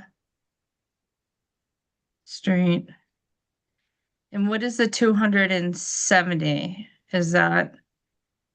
That's to the building on the property, the closest building on the property. Well, the closest building would be even closer, right there, 135 feet. Right, so, okay, yeah, so 135 to the closest building on the property, 270 to the next building, and then 380 to the residence. Does anybody know what that other building is? Like, is that a garage? Is it a barn? Is it I'm just curious. I don't know what it is actually. Is it I believe it, the one with the 270-foot Yeah. distance? Mm-hmm. Yeah, that's like a barn. That's where the existing poles are, right near that building. right. Okay. So yeah, and that was 270 to the nearest building on an adjacent property. I think that's the wording. Okay. It's a kind of a garage, but it's a big garage. Okay. Um, Okay. Can I just ask one question? I'm a little confused because Michael, you and I went back and forth yesterday, and the information that you provided to me yesterday was that it was 427 feet to the nearest residential structure. So the monopole itself, so not the compound, the monopole itself is 427 feet. Is that incorrect? Stephanie, can you answer that? Mhm. I got the information from Stephanie. I think this is where I got confused. I read so many numbers and so many emails. The numbers that I provided yesterday were the distance from the proposed monopole here to the existing telecommunications compound, which is here. Yeah, and that number you gave me was 347. yeah, okay. Okay. But I did ask for the distance between the monopole, not the compound, and the nearest residential structure.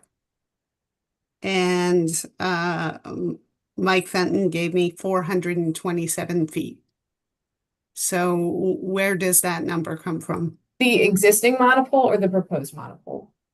The proposed monopole. I'm looking at the emails that we shared yesterday and earlier this week, and I'm not seeing reference to 427, Lori. My email says the distance between the proposed monopole and the existing telecommunications compound is approximately 347 feet. And the distance between the proposed monopole and the existing monopole is approximately 359 feet. Was there another message? Yeah, somewhere? let me see if I can pull it up. The criteria being a residence.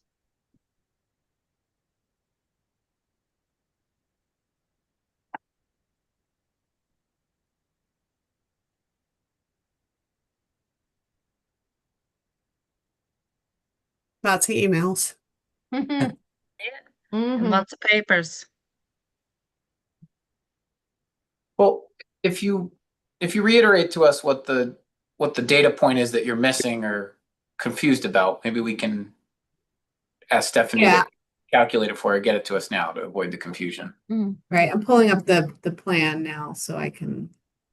For me, the waiver says, the WCF but shall not be less than 500 feet measured from the base of the WCF to the nearest residential structure.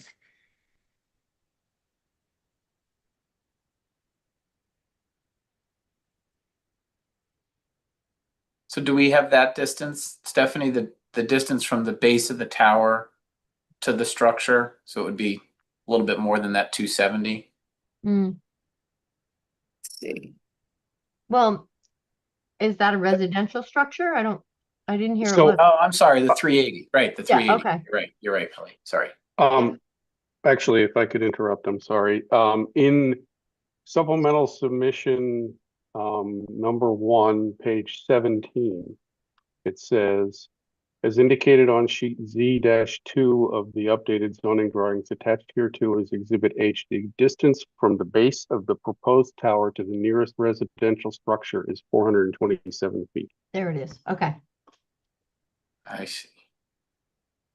Yeah, so I'm gonna pull up my plan, but I think it's 380 plus this distance. Mm-hmm. That makes sense. So can you give me the exact number? So I can Yes. put it in the decision. Mm-hmm. Yes, 427. I'm in the CAD file and that's the distance. So the distance from the monopole itself to the nearest residential structure is 427 feet. Mm-hmm. This distance. Okay.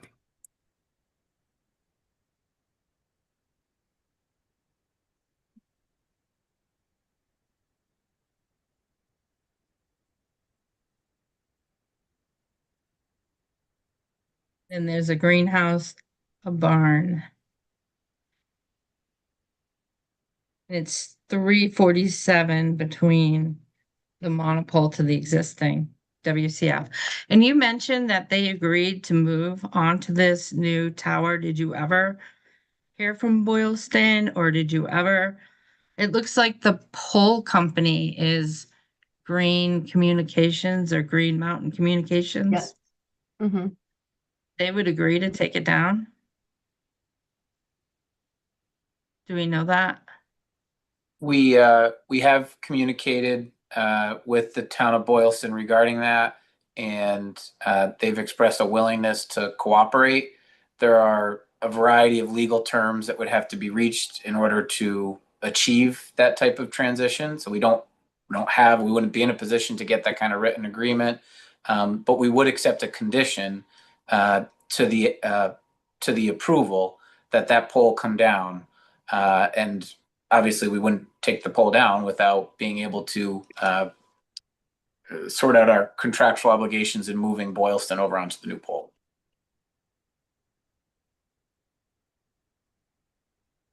Does Green Mountain Communications own it, or do they just built it or put the equipment on it and Mr. Davidian owns it? I was trying to figure that out. Who owns it? I do not know. Okay. So before you can take it down, you have to figure out who owns it. Well, as I said, we would accept a condition that we would not proceed with the plans to erect our pole until we had the arrangements to remove that. Okay. And one of the questions too from somebody who emailed the town was that current tower with the equipment on it for the Boylston municipal safety antennas, they didn't even meet their requirements yet. They're not even finished. For some reason, I when we go down the conditions, there has been issues with cell companies, and I'm not going to vote for that reason, but following through on conditions. Even the Verizon at Kearney Park at 386 West Main Street, you know, you had to pull teeth to get the bushes in and all different things. And I'm not sure why that is, because you read down the application, it says, yes, I'll comply. Yes, I'll comply. Yes, I'll comply. And then after it's approved, it's like follow up and nobody answers. So how do we guarantee that the conditions will actually happen? Well, I can represent to you that we will comply with the conditions at all times. Our local team here is based in Massachusetts. You all have my contact information. I'm happy to be a point of contact if there ever are any issues. Sometimes with developments of every kind, things can happen. But it's our intention to comply with every aspect of the plan and appropriate conditions put on by the board, including the ones that we've expressly agreed to here. Okay. And I can also, sorry, Amy, I can also speak on behalf of TowerCo that we have a system in place to mark down the conditions, to follow the conditions, to follow up on the conditions if the town fails to follow up with us. Okay. So we have it. Yeah, we'll certainly follow any conditions. So if there are conditions still open on 386 West Main Street, we should reach out to you because that was Tower. No, if there are, yeah, absolutely. Okay. If there are issues with the TowerCo site, reach out to me and we will resolve the issues. Okay. Lori, is there a way for us to actually kind of circle back on some of that? Because a lot of the conditions do include data and testing that should be submitted to us, the planning board, by June 1st, July 1st or June 1st every year. And we've never seen anything from any cell tower. I'm just side question on that.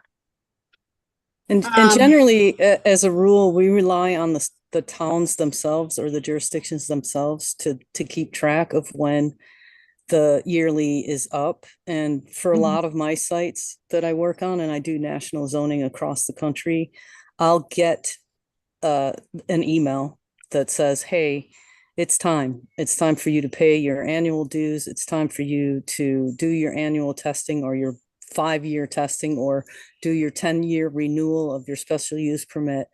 We get that all the time from different jurisdictions. So I think you could probably make it a condition that TowerCo or any subsequent owner of the tower be the one responsible to reach out to the town versus or be responsible for responding to the town's inquiries.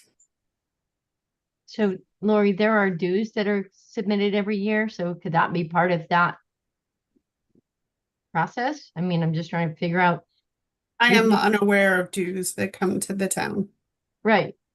So maybe there's a way we can figure out how these conditions can be followed up on in general, not just this particular application, but any cell tower is supposed to have, you know, RFR measurements. I can speak with the building inspector about it. Okay, great. noise measurements and a few other things, yeah.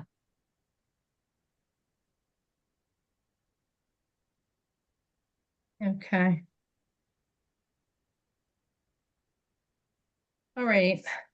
I'm just looking, does anybody have any questions for Mr. Lawton? He sent out a report on June 16th. And he also stated what the planning board must find to approve, which is similar to what the applicant stated, that they have demonstrated a gap. That this is the correct location to address the need of the gap. Has the applicant demonstrated that the proposed height is necessary? And that we just looked through some of the graphs and the charts. We heard some testimony. And then the planning board must find that the applicants have demonstrated compliance or requested a waiver of all sections of the Northborough bylaws and all other pertinent laws. So those are the four things that I think we have to look at.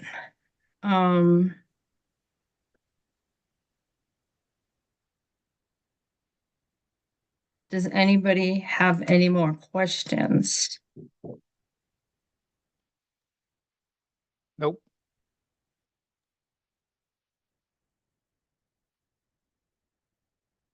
I have one question if nobody else does.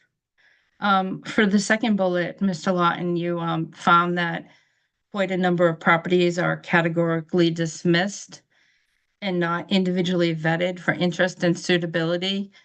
When you have seen other applications in other towns, do you usually see more than, I know there were reasons, but I know they stated that they looked at 3 properties. And we looked at there's a chart, a constraints chart. Yeah, I mean, what I was getting at there with the categorically dismissed but not individually vetted,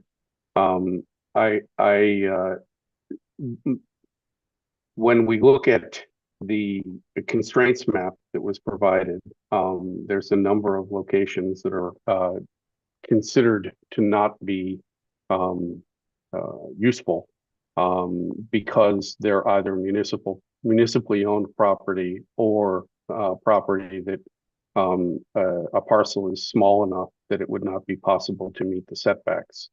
And my concern there is that what we're dealing with here for this application is a property that's not able to meet the setbacks.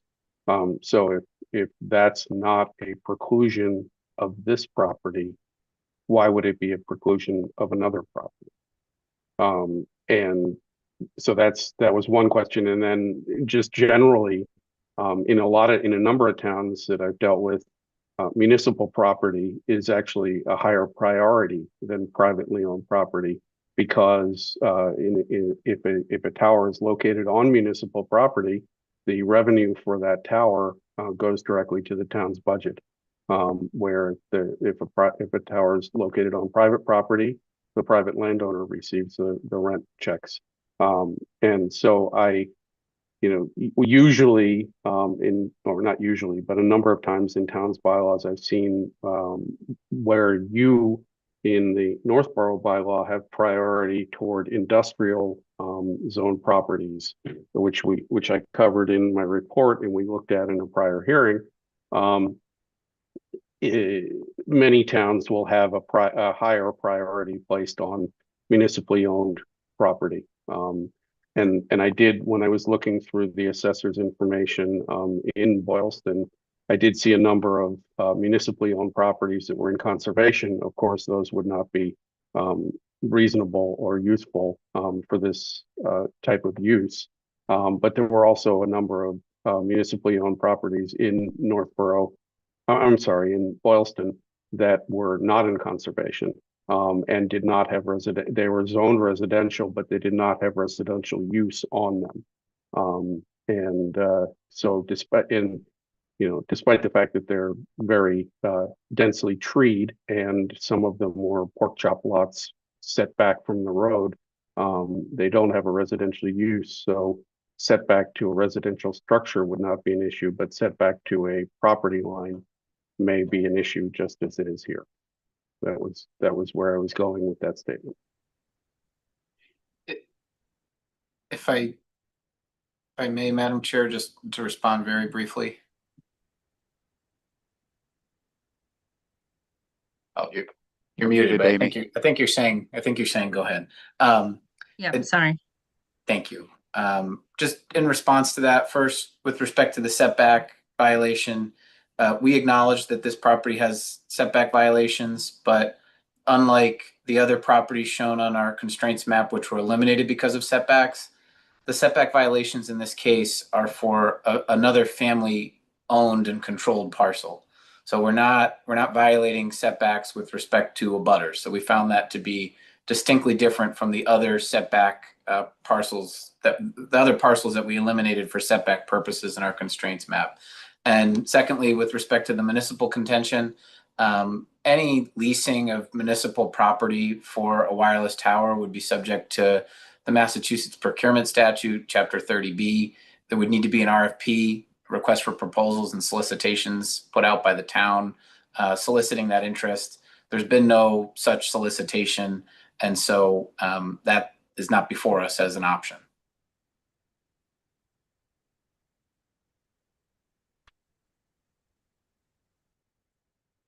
Sorry, I'm muted.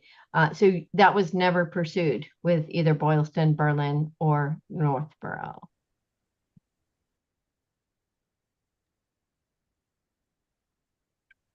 Can you clarify the nature of your question? What was the properties that you precluded because they're municipal and would have to go through a longer, seemingly inconvenient, difficult process were precluded as not even being pursued? That's not correct. I'm sorry. And we have Igor who's on the phone. He can speak to that, but we did approach the town of Boylston about an RFP. And as I testified, there are no current RFPs that have been provided by municipalities for us to consider.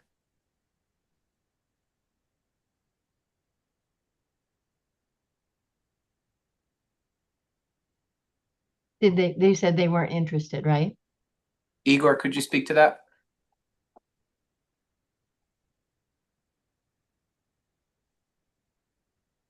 I don't know if he's on mute.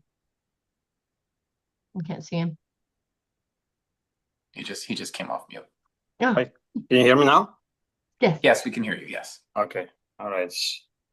So yeah, I mean, I did approach the town of Boylston. I can check the exact date, but we reached out to building inspector and forgot who else at the town. It was probably 3 years ago. So that vast parcel of land there, I think it was municipally owned forest. So we did ask. I mean, we told them we were very interested and we would consider leasing to that. And I think reached out several times, and there was basically no response. So there was never a negative response, but there was never any response to those inquiries. Okay, thanks. Sure. All right, do any other board members have any other questions?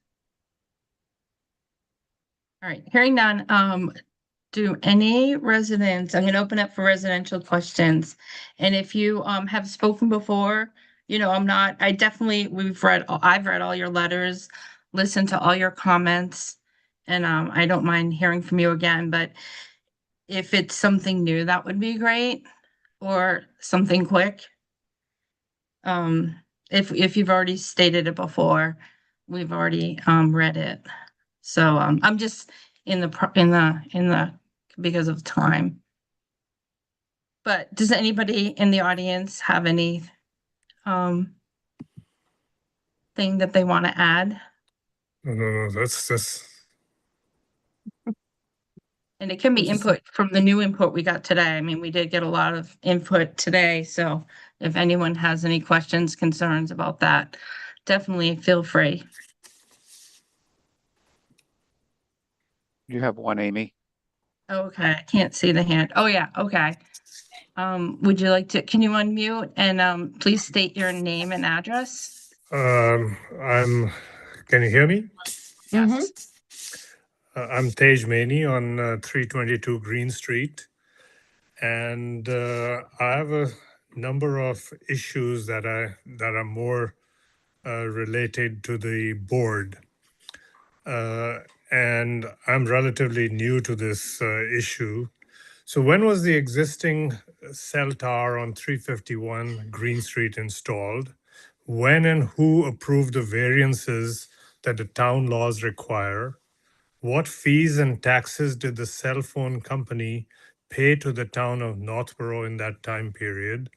What fees and taxes did the cell phone company pay to the Davidians in that time period? What fees and taxes did the cell phone company expect to pay to the town of Northborough in the future if the cell phone tower is approved? What fees and taxes did the cell phone company expect to pay to the Davidians in the future? Are there contracts? Is there an inflation clause? In the proposed cell tower, what revenues, annual or monthly, does the town expect to receive from the company? Do these revenues mitigate the reduction in property values that will occur after the installation of the cell tower? Has this issue been studied? I have several studies that I will forward to you in the future, shortly, which are well documented and are more current than the ones that were mentioned earlier. And finally, an attorney representing the towns and cities is customarily present in such hearings in Massachusetts. Why is there no attorney representing the town of Northborough, whereas there always has been an attorney representing the company? Is the presence of an attorney planned for the future before a decision is made? And finally, the technical consultant should be an independent one. And finally, if the project is primarily helping Boylston, let them find a place in Boylston. Thank you. Thank you. That was a lot of questions. I don't have the answers to all of them, especially with the taxes. I do know the bylaw for the cell towers was either in the 80s or the 90s. It was a long time ago. Before that, the houses were built on Church Street. I don't have any information on fees and taxes. And the tech consultant can speak for himself, but I think he is independent. Right, Mr. Lawton? I also don't believe the town of Northborough will be receiving any. What's the contract between Verizon and? Yeah, I think that I think there may be some mistake here. I am working on behalf of the town. I am completely independent and objective and evaluating the applicant's proposal and the and advising the town as to the most appropriate interpretation of the applicant's proposal. Not compensated by the cell phone carrier.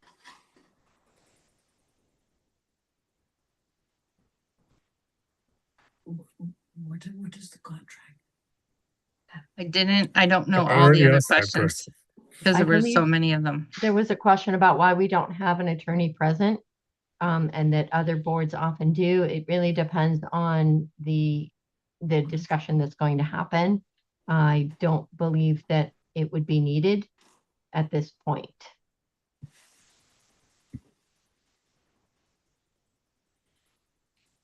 What is the contract? Is there any other questions that we could try to answer? Contract. You can ask the question. Yeah, is there a contract? Yep, she can ask. Mhm.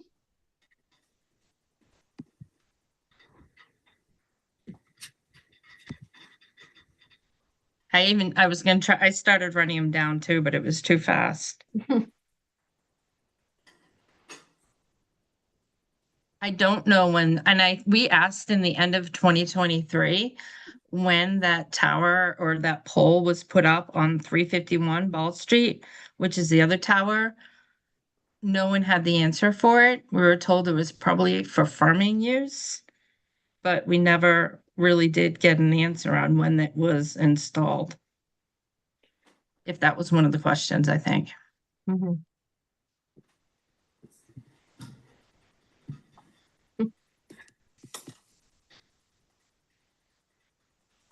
Okay. If you could email the questions, we could try to get back to you. Well, Unless she wants to ask a question. Is there a question, ma'am? well, yes, I'm Indira Maini. I live in the same house. So I just wanted to ask, if you keep granting waivers for this, what if tomorrow I want to put up a tower or I want to do a business in my house?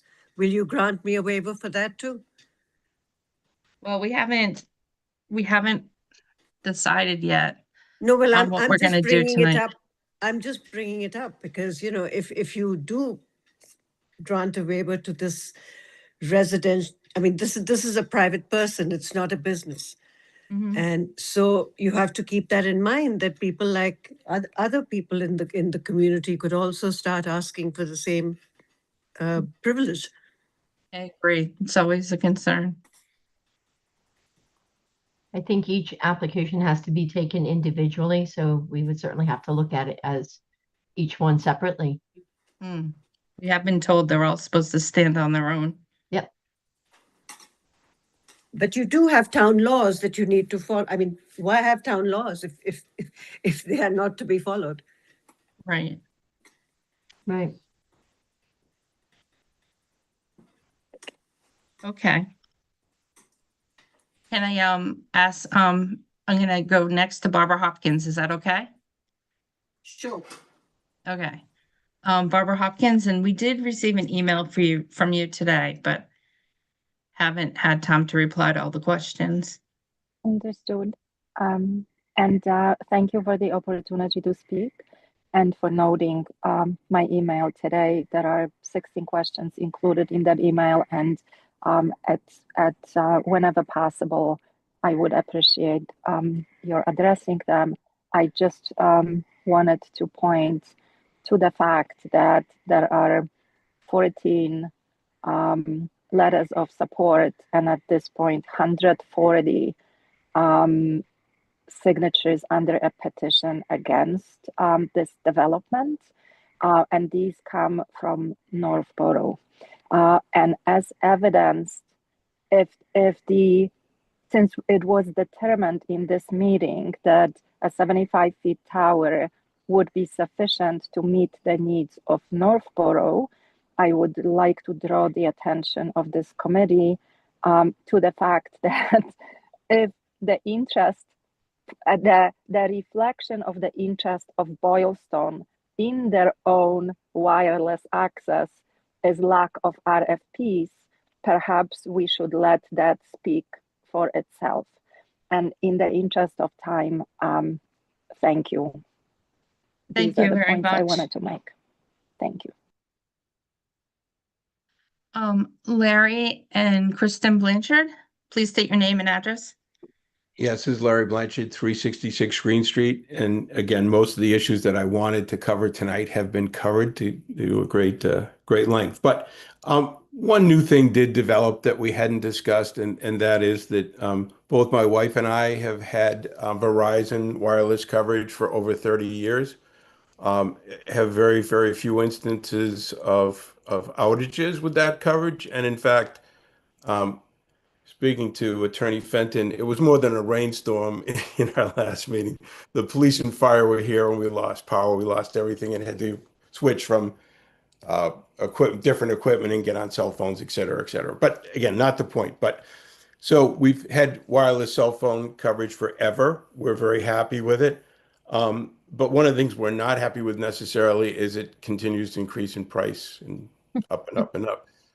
Got an offer from Verizon this week to look at the new Verizon Simplicity plan. And the Verizon Simplicity plan takes away a lot of the extras, but it gives you the basics. So you continue with voice and data and text, unlimited.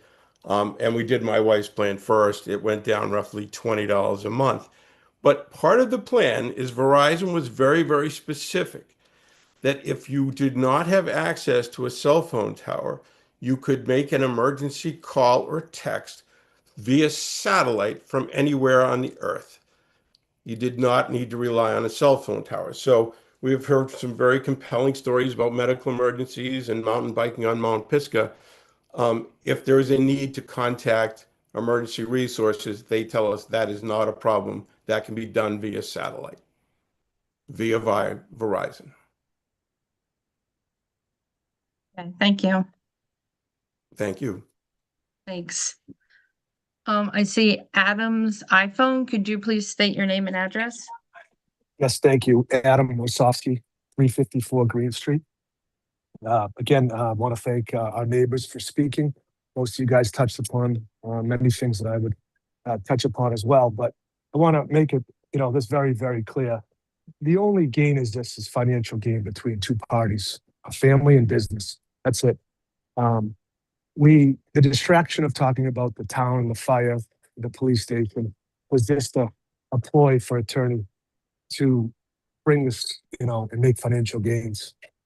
Our neighbors, you can bring upon anybody, you can talk about opinions, but an appraiser can say whatever he wants. It's what someone's chooses to pay for a piece of property and for a home. We've spent time, we love this town in Northborough. The planning board's been great. You guys have done a great job in representing the taxpayers and the neighbors, and I appreciate that very much. However, if a 75-foot tower isn't good enough for Verizon, then why is 130-foot good enough? That's because it's all about the financial gain. I know this for a fact because I have a tower on one of my properties. And I can honestly say I have AT&T coverage, and the coverage next to my building is pretty weak with a tower standing 100 yards away. So I do feel that this is for the town of Boylston. And again, they should be talking to the town of Boylston, not residents in Northborough, and putting them out. So I do appreciate your time. Thank you very much. Wish you guys the best of luck on making the right decision. Thank you. Thank you. Next I see Shaw's iPhone. Could you please state your name and address? Hi, Sharon Berube, 359 Green Street. I just really have one new thing to add to it. I've been in the real estate mortgage business for over 35 years. Yeah, I know the appraiser they got is from New Hampshire, but maybe he's not aware.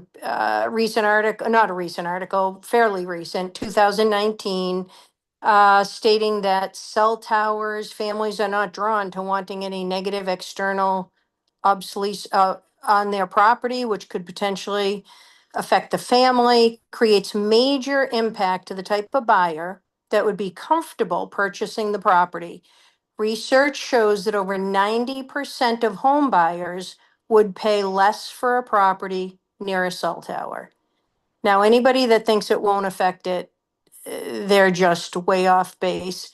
In fact, the department, and right now I'm quoting, in fact, the Department of Housing and Urban Development even classifies a cell tower as a hazard and a nuisance, requiring appraisers to make adjustments to value due to the effect on marketability.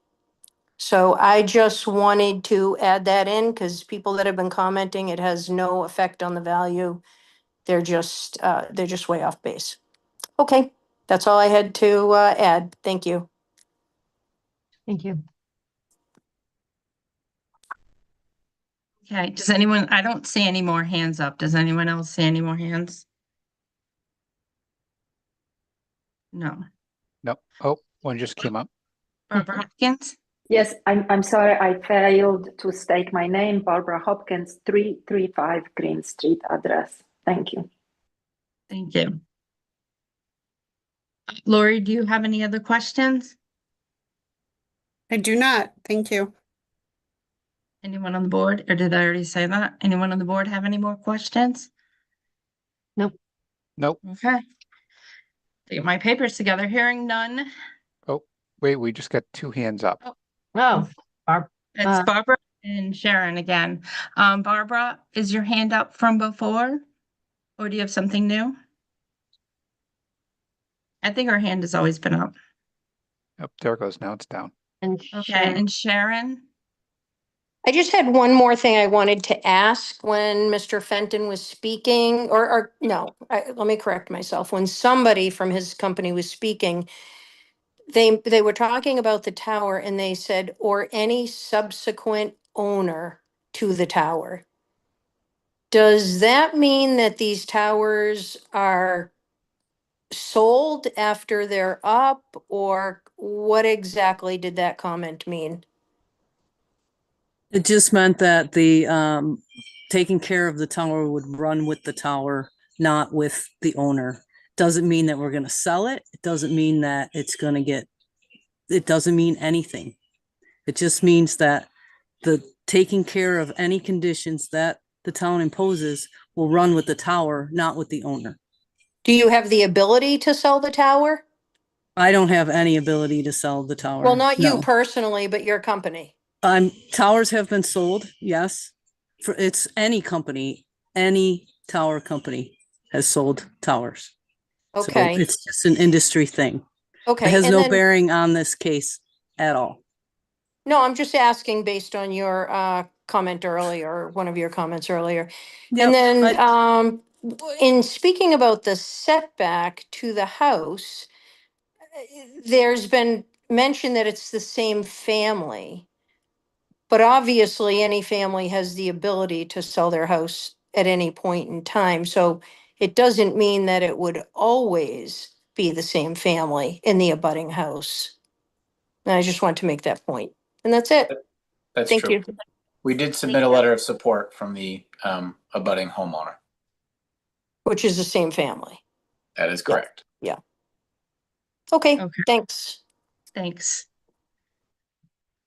Okay, does everybody feel like, Michael Fenton, do you want to add anything? Or Mr. Lawton, would you like to add anything before we close the hearing? I'd just like to thank the board and the public for their professionalism and for giving us serious consideration here. I won't belabor the points any further, but for the reasons that we've stated and most recently outlined in my legal memo, we feel that we've submitted a case that warrants approval, and we ask you to consider the federal and local regulations in that context. Thank you. Thank you. And all I would add is that, you know, as you referred to, Madam Chair, the last page of my report lays out the findings and the relevant or sort of the specific data that the board can refer to between the coverage maps, and I cite where those are located in case anybody wants to look at them as they're deliberating, and some other information, specific references as to where that information can be found, since we have received quite a large amount of information, and it's easy to find if you've got a bookmark. But I would encourage the board to look through the 4 bullets that are on the last page of my report and determine whether they feel that each one of those findings has been met. I had one last question that I forgot to ask, and both parties can follow up on it. But one question I did email to Mr. Lawton, and I forgot to ask it, is they stated that the tower will cover 2,000 people. And I asked if there was like, is there an overlap, or, you know, it doesn't seem like there could be 2,000 people in the area up there. I just had questions about the numbers because it was like minus 85 dBms and minus 95 dBms. Right. And I just wanted. Yeah, so the 2,000 people comes from the plots. There, you know, as you all know, there've been quite a number of plots flying around on this application. The 2,000 people comes from the unique single site plots of the proposed facility. So what that means is in isolation, the site would cover 2,000 people. Those people may or may not already be covered because it doesn't include, it doesn't analyze the number of people who already have coverage to that threshold. A more sort of the more accurate way or a more reasonable way to look at the coverage is the incremental coverage, which is basically based on the propagation modeling. That's the number of people who are not covered today that would be covered if this site were approved and built. So rather than the total number of people that the site can cover, the important number is how many new people will be covered. And that's, I believe, a lower number, as it would make sense, because anybody who already is experiencing Verizon coverage would not be included in that count. And all those new people that would be covered would have to be Verizon customers. They're potential Verizon customers, yeah. Potential, right. yeah. Yeah, in order for them to count as subscribers, that's the, you know, that's the opportunity for Verizon, if they are customers or if they're future customers. Right, Yes. they may have coverage from other cell providers. May or may not. I mean, we're not, you know, as Yeah, they may or may not, yeah. yeah. And the 2,000 people is Boylston, Berlin, Northborough, but some people may be counted twice, is what you said. No, that was basically if we take the four numbers in the incremental coverage, and this is going to get sorry, a little math deep here, but if there were four numbers provided for the incremental coverage, one was for the negative 85 dBm for 700 megahertz, one was for the negative 85 dBm for 2100 megahertz, one was for negative 95 dBm for 700, and one was for negative 95 for 2100. If you sum all four of those numbers together, you get an artificially large number, because if just to take the worst case example, if on the plots the Davidian home on the adjacent parcel was not covered today, and it is on the plots, but assuming that it wasn't covered today, and it was covered with the proposed site, if you sum those four numbers, you're counting the people in that house four times. Yeah. Which is not a valid. It's not a valid analysis. Right. You really, because they would have none of the coverage levels or bands in the past or currently, and then they would have coverage at all of the bands and thresholds in the future, and so the math doesn't make sense. It So really follows me. Thank you. So you're saying the total number could be 2,000, but it also could be less. It could be divided by 4. It could be divided by 2. There's no, yeah, without, you can't look at it as a summation of the incremental coverage, because it's different slices, and like I said, the math doesn't, it's not a valid thing to do to add those numbers together. Yeah, because if you have concentric coverage, you know, this might be covered at a certain amount, and that might be 100 people, and this might be covered, this might be another 20 people, but you're going to say 120 plus the 100, because it's Exactly. two circles. Yeah. Correctly. Yep. Yeah. You got it. Okay. All right.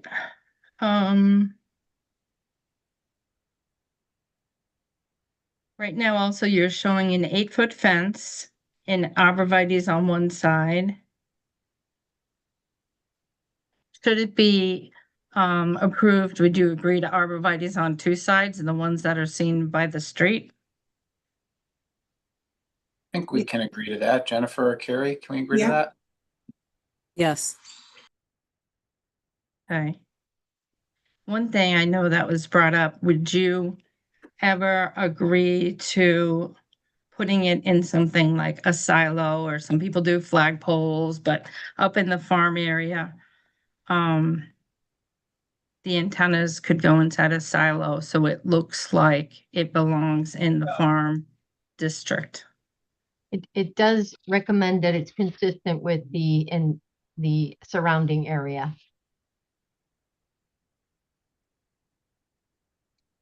Would that be anything that would ever be, anything that would ever be considered? Well, there's a variety of considerations that would have to go into that. That's the first time You're right. we're hearing that, Madam Chair. Yep. If that was a serious proposal and condition from the board, I don't want to speak for the client here this evening, but I think that's the type of thing that we would need to evaluate more fully before giving you an answer on that. Okay. I guess probably for your help, it would be better for our board to probably deliberate and see about, and decide whether the waivers would even be agreed upon before you went and did all that. Yes, and if you wouldn't mind, Madam Chair, before you close the hearing and do that, if that's what you're prepared to do, if you could just, for our benefit and the public's benefit, remind us who the voting members are of the board, because if I recall, I think you have 4 members and we require a unanimous decision for the approval tonight. But if you could just maybe walk us through that before you close it, please. Sure. The voting members are Amy Paretsky, Millie Milton, Bill Pierce, and Anthony Zaitin. Okay. And so a unanimous vote would be required in order to adopt our special permit under the law. Yes. It's usually 4-1 for special permit, but one of our members had a conflict. Correct. With the cell tower application. Just wanted to make sure the board members were all aware of that. Thank you. Thank you. All right. Any more questions? Hearing none. Do I have a motion to close the hearing? So moved. Second. Roll call vote on Bill Pierce, Aye. Anthony Zaitin, Aye. Millie Milton, Aye. and I'm an aye. Okay, so what I had planned, this is tricky because we have to go through, like I described before, we have to go through the site plan criteria, the special permit criteria, we have 2 waivers, and we also have the federal criteria. And to start off, we also have to make sure that these deliberations are only to discuss Verizon's gap. We can't take into account other carriers like they mentioned. We also can't discuss any health reasons. Let's see, we can deliberate now. I asked town council, we could deliberate now all the reasons, and then when we make a motion, whether for or against, we can make a motion to approve or deny for all the reasons just discussed. So I did ask town council that. I was with Lori, and he said that is a method we could do. I haven't come up with any motions for tonight, so we'll have to think about that when it gets to it, because I have no idea how this is gonna go. We do have the 4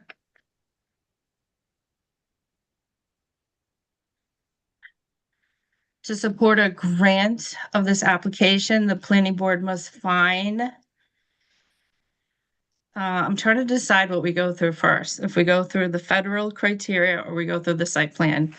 I have so many papers that I typed up some of my notes, and then I had to change some due to deliberation tonight.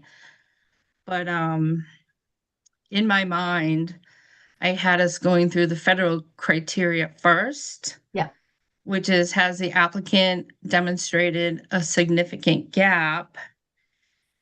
And then we have to talk about, did the applicant show that there are no feasible alternatives, including the proposed height is necessary, and the applicant demonstrated that this location is the correct location to address their need or gap. So both of those have to be decided. both of those have to be met. And I did type up some things that I could read, or I can listen to your ideas first, listen to your thoughts on if you feel the applicant has demonstrated a significant gap. We'll start with that. I think that's a yes. I don't think there's any doubt in anyone's mind who's driven up there or who watched that meeting where the power went out and somebody couldn't connect to be able to talk to us with their cell phone. So in my mind, I would say yes, as far as Verizon is concerned. I can't say that I'm convinced it is at this point. I don't know if some of those people didn't have Verizon or did have Verizon coverage. And I feel again that I'm not sure what the term significant really means. It's definitely a bit arbitrary. I didn't see a big difference, I mean, that I would call significant. I think there's gaps, certainly. And again, I know that we can't really consider Northborough only in this case. But what I also believe is, has all alternatives and locations been explored well enough? Knowing we can cover those gaps within Northborough for this shorter tower, I think alternatives, whether they're smaller sites or another site, maybe perhaps in Boylston, will be more appealing.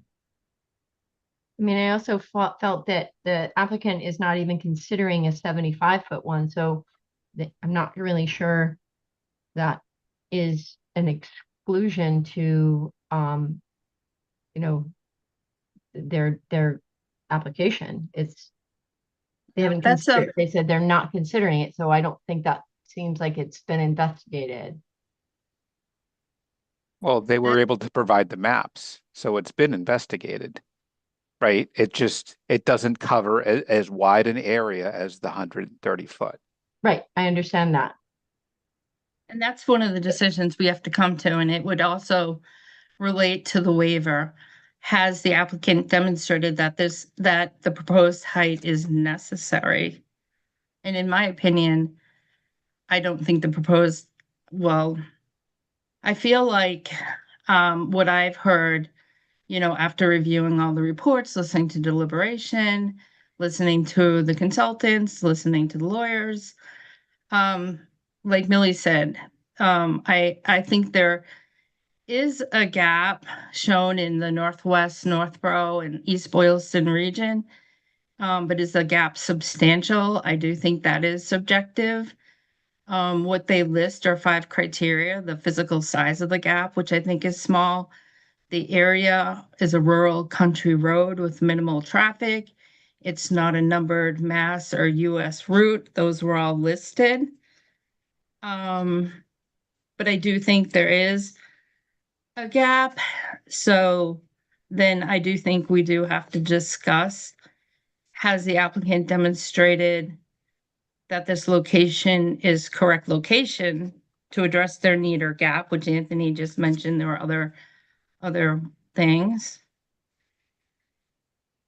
On page 1 of the narrative Verizon, the tower is mentioned to serve Green Street. There is Green Street in Northborough and Boylston. Central Street and Linden Street, those are both in Boylston. The Verizon even called the tower Boylston East. So when I look at the mapped, I see a large majority of the white area is in Boylston. We can't expect the coverage to stop at the town line, but if the intention for Verizon is to cover the substantial gap, I was wondering why they didn't look harder in Boylston. I'm not convinced this is the right site. They included a lot of properties that have the same constraints as this proposal. They showed that they only looked at 3 locations. One that they chose is in the middle of a field. on the corner of two scenic roads with an unobstructed view of the tower. I feel like the constraints map is faulty in a way because it uses setbacks and constraints that apply to all the sites and that they ruled out. The one that was being proposed also, it would be listed on the constraints site. So the logic that created the constraints map to me isn't convincing. The applicant stated that the search began in 2016, but the majority of the reports we have were from 2025. And according to the alternate site analysis, a Verizon employee inherited the original Verizon search area in April of 2023 from another employee who was working on it since October 22nd of October 2022. And like, I think it was Igor stated, he reached out to Boylston's building commissioner and asked about the potential for the municipal properties. But in the letter with the alternative site analysis, he said he never got a response, which is what he said. But the report also doesn't show that they reached out more.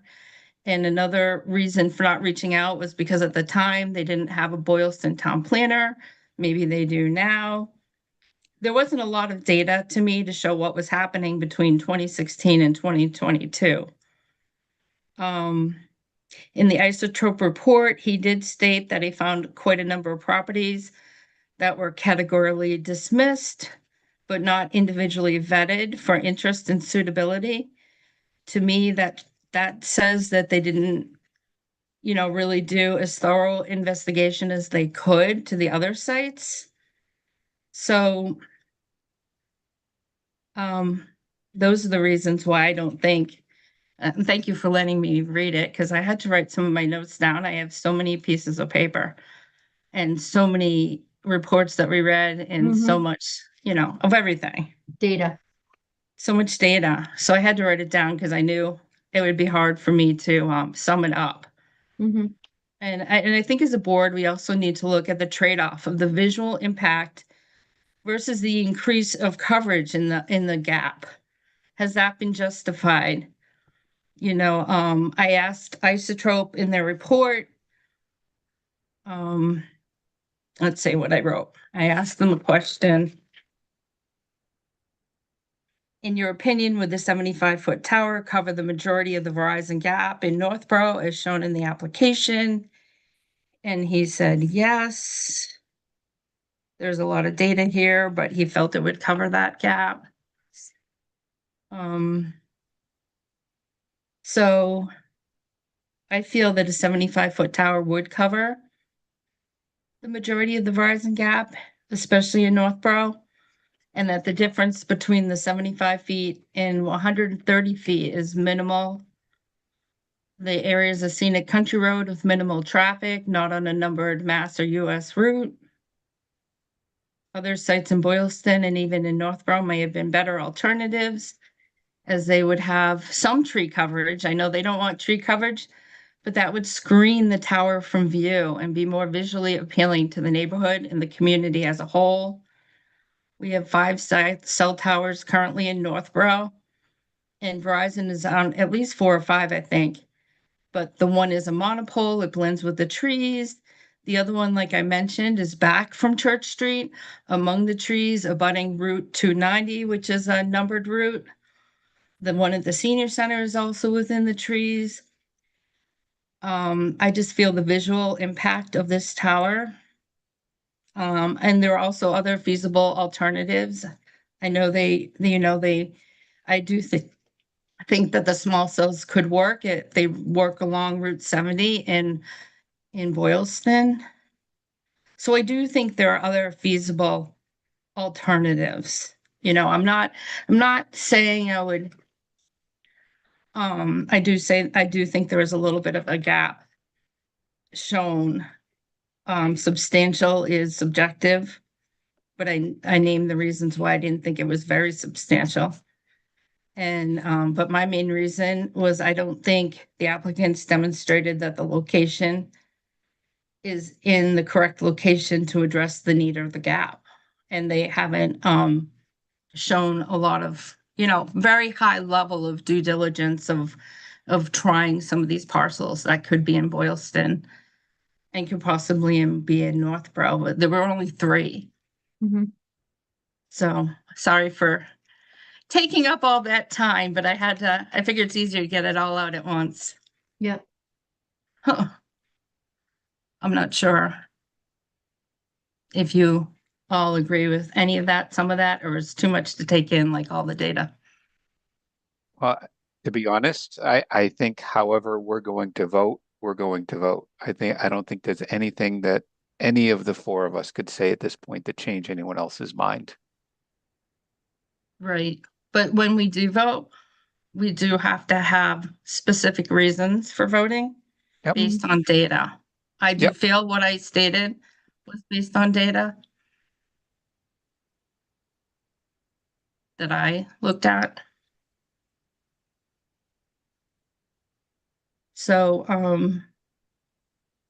I guess I can take a little poll, like, is there anyone here who felt that the applicant did the due diligence to demonstrate that this location is the correct location and the only location that will address the need or the gap? I think they did because number one, they did reach out to others and got 0 response. And it wasn't just to the planning director who may or may not have been there, but it was to the actual landowners. And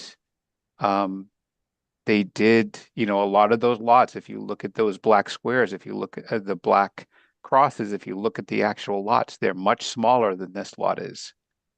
And I think that's something to keep in mind. I think also the fact that cell towers have to be at high elevations because they point the antennas down, just like they do in cities, right? They put them up at the top of the buildings, not at the bottoms, and they point them down into the cities. So you need the highest elevation you can. This is one of the highest elevations in town. So that's just my points. That's all. Right. Yep. I agree. I feel that they are at the highest elevation in town, and that's why I don't necessarily not convinced that the height is necessary.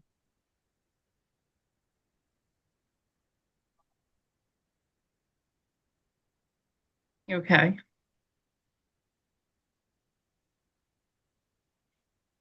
Let's see.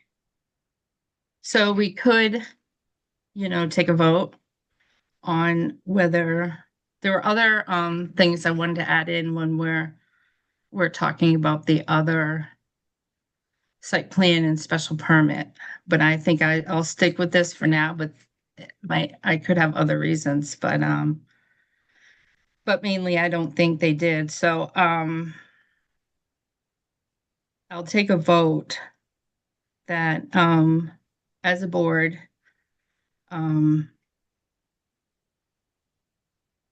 I guess Do you I want don't to know if I vote on should do the it at waivers? well, first I want to go on this federal criteria because that's where we started. And I think with the federal criteria, if we say they haven't demonstrated this location is the correct height, then that's pretty much one of the waivers too. So I guess I'm going to ask everybody, we're going to take a vote on whether you feel they demonstrated the height after reading and listening to all the information.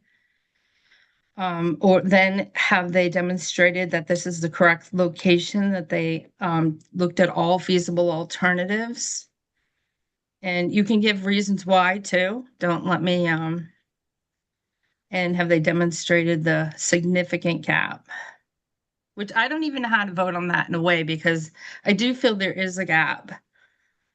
I don't think it's significant, but that is so subjective. My main reason for denying would be more for that they hadn't demonstrated that this was the only feasible location, that this is the correct location to address their gap. I just want to read what the exact language is to make sure that I'm covering. I don't know if it has to be exactly how it's written. Let me see. I'm going to find it. I know it's written in one of the memos. The first one I know it is, have they demonstrated a significant gap? And the second one is, okay, let's see.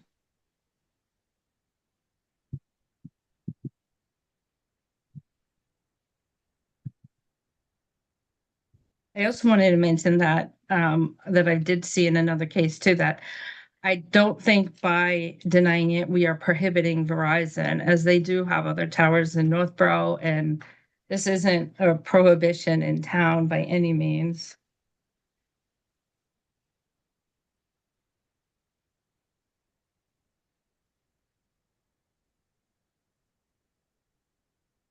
Okay. As with the first prong, the feasibility of alternatives is fact intensive, showing that the provider's proposal is the only feasible and available plan for remedying the gap. And I know Bill said that you thought that they reached out to some. I didn't hear that they reached out to any but these three and the building inspector. Mhm. So, as a board, do you feel, well, sorry for being so willy-nilly. I don't know. I guess I wish I could ask somebody. I don't know how to vote on the significance coverage gap. I guess I could vote. I mean, I feel that there is a gap. Is it significant? Definitely not in Northborough. Amy, just one thing we got to remember is that we can't just look at Northborough. Yeah.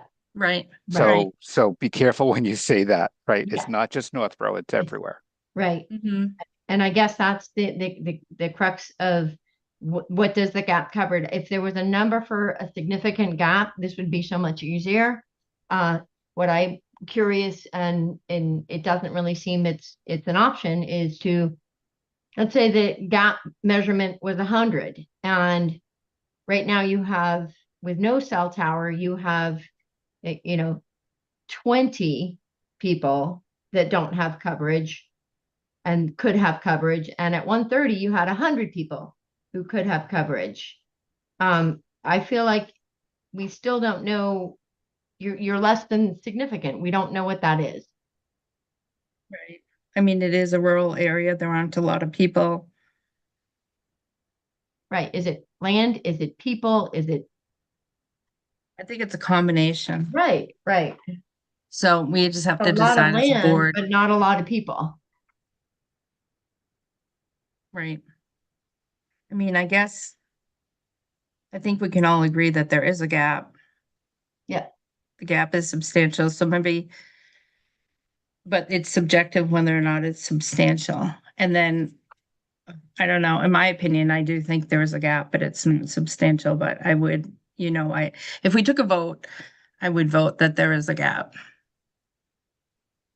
But I would not vote there's a significant or substantial.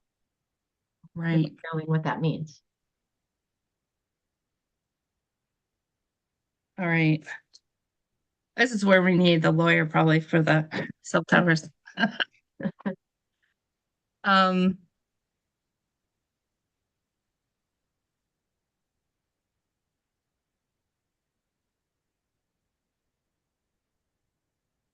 right. So the first vote would be, has the applicant demonstrated a significant gap?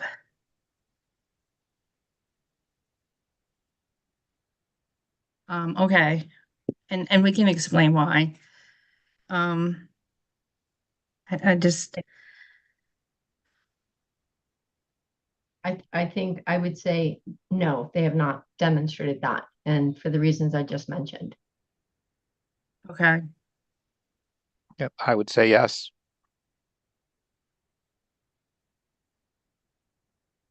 Say yes.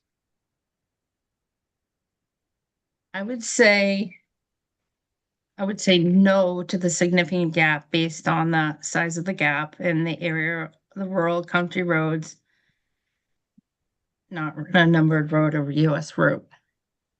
But that is not the basis for my denial really for this application. My basis is I don't think they have demonstrated that this location is the correct location to address the need of the gap.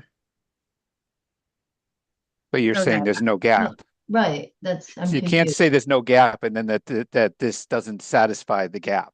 Right. Either there's no gap or there is a gap There is and a this gap. isn't the right location.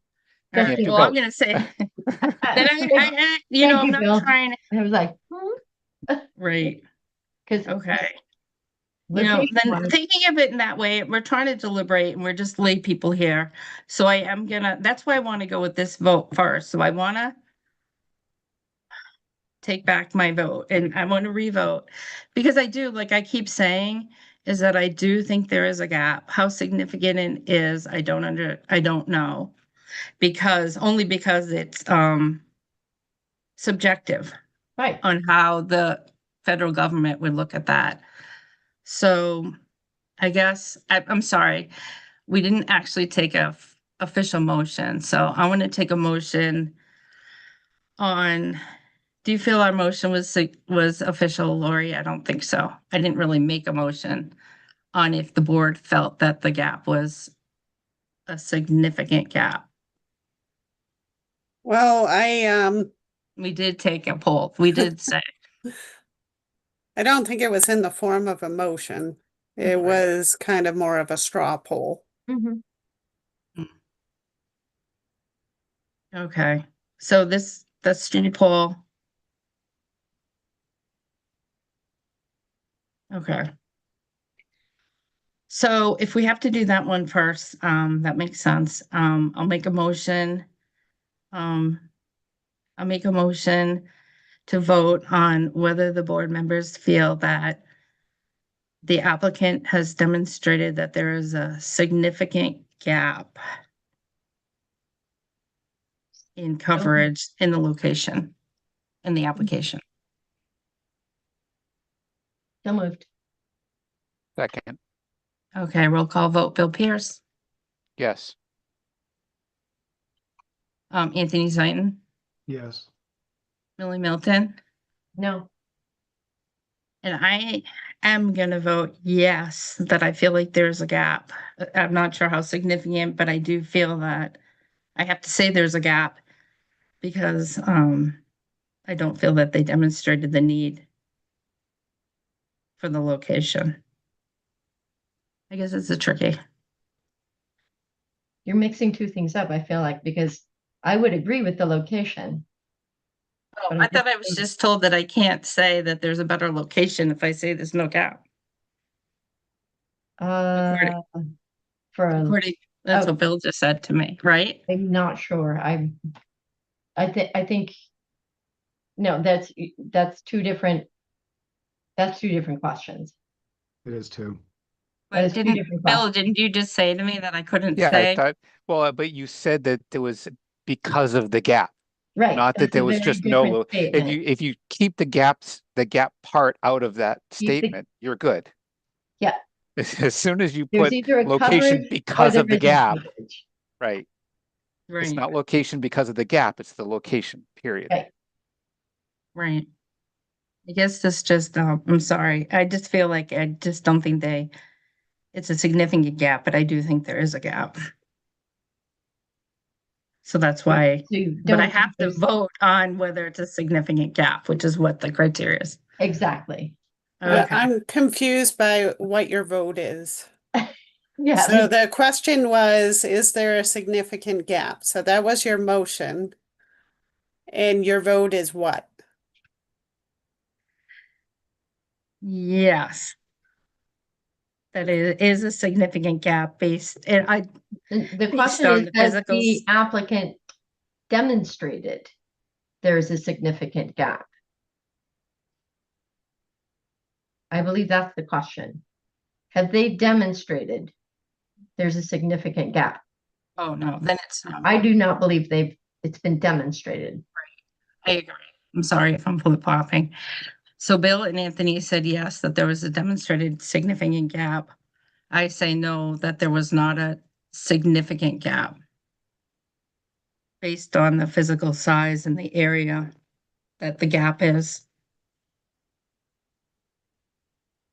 So the vote is 2-2. Mhm. And then the applicant must show that there are no feasible alternatives. Has the applicant demonstrated that this location is the correct location to address their need? That's the question of need. What is the need? Is the need 130 feet? That's the application before us. Well, there's the height too. So there are two little, there are two parts to this. Have they demonstrated that they have the height, they need the height? No. I don't think so either. Looking at the charts.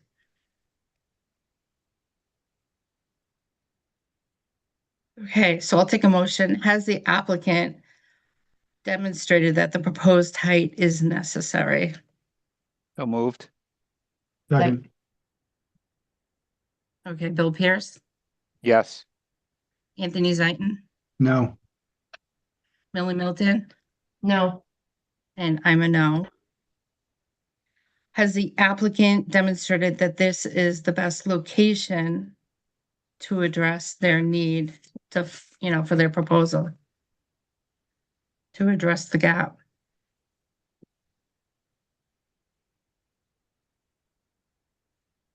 So do I have a motion that the applicant demonstrated that this location is the best feasible location?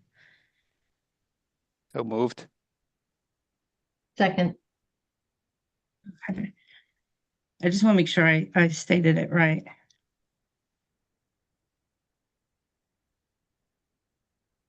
So the First Circuit said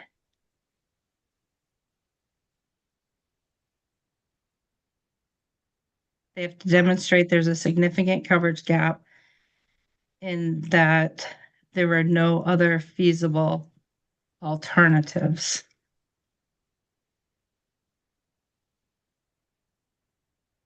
And so when they say no other feasible alternatives, that could be location or that could be tower height.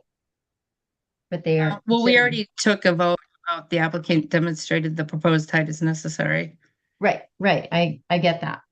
So the feasible alternatives is location. Mhm. Correct. Yeah, and well, I guess feasible alternatives, I'm gonna have to stop that motion and bring it back because there are feasible alternatives like the small cells, and that would be for height. Correct. Because But I do feel that the small definitely- cells would work in that area. The current wireless communication on the adjacent lot could also be considered as a feasible alternative. So I guess we should say, is there, has the applicant demonstrated that that this is the only feasible alternative, is what I want to say. So do we need to change the motion? Yes. Thank So I'm you. gonna, do I have to vote to remove the past motion? So moved.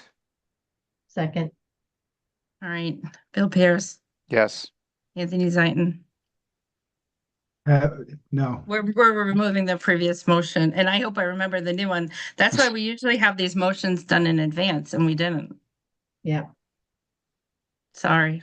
So you don't want to remove the previous motion so that we can make a new one, Anthony? I do. So No, Bill said yes. Anthony said no. No, I didn't. I'm sorry. I was misunderstanding where we were. Yeah. We're sorry. We're moving the motion. Okay, fair enough. Then yes. Millie? Yes. And Amy's a yes. So we're gonna restate the motion, and I should have written it down. Did you remember what it was, Millie? As the applicant demonstrated, there are no feasible alternatives. to this site? Based on location. Thank you. Well, I don't know if it's based on location, because it's the feasible alternatives include small cells. They can include using the current tower that's next door. Right, so that's what I was questioning. What is feasible alternative? I think we can say, I don't feel it's been demonstrated, but right.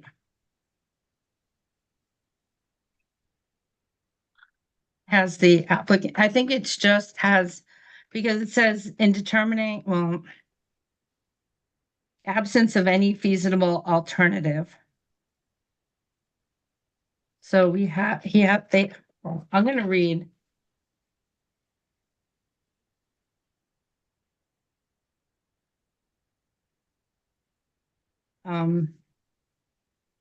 We could even read theirs. They told us what they proved. So to support a grant of this application, the board must find that the applicants have proven that this location is the correct location to address the need. And there's been a significant, that the proposed height is supported by the evidence.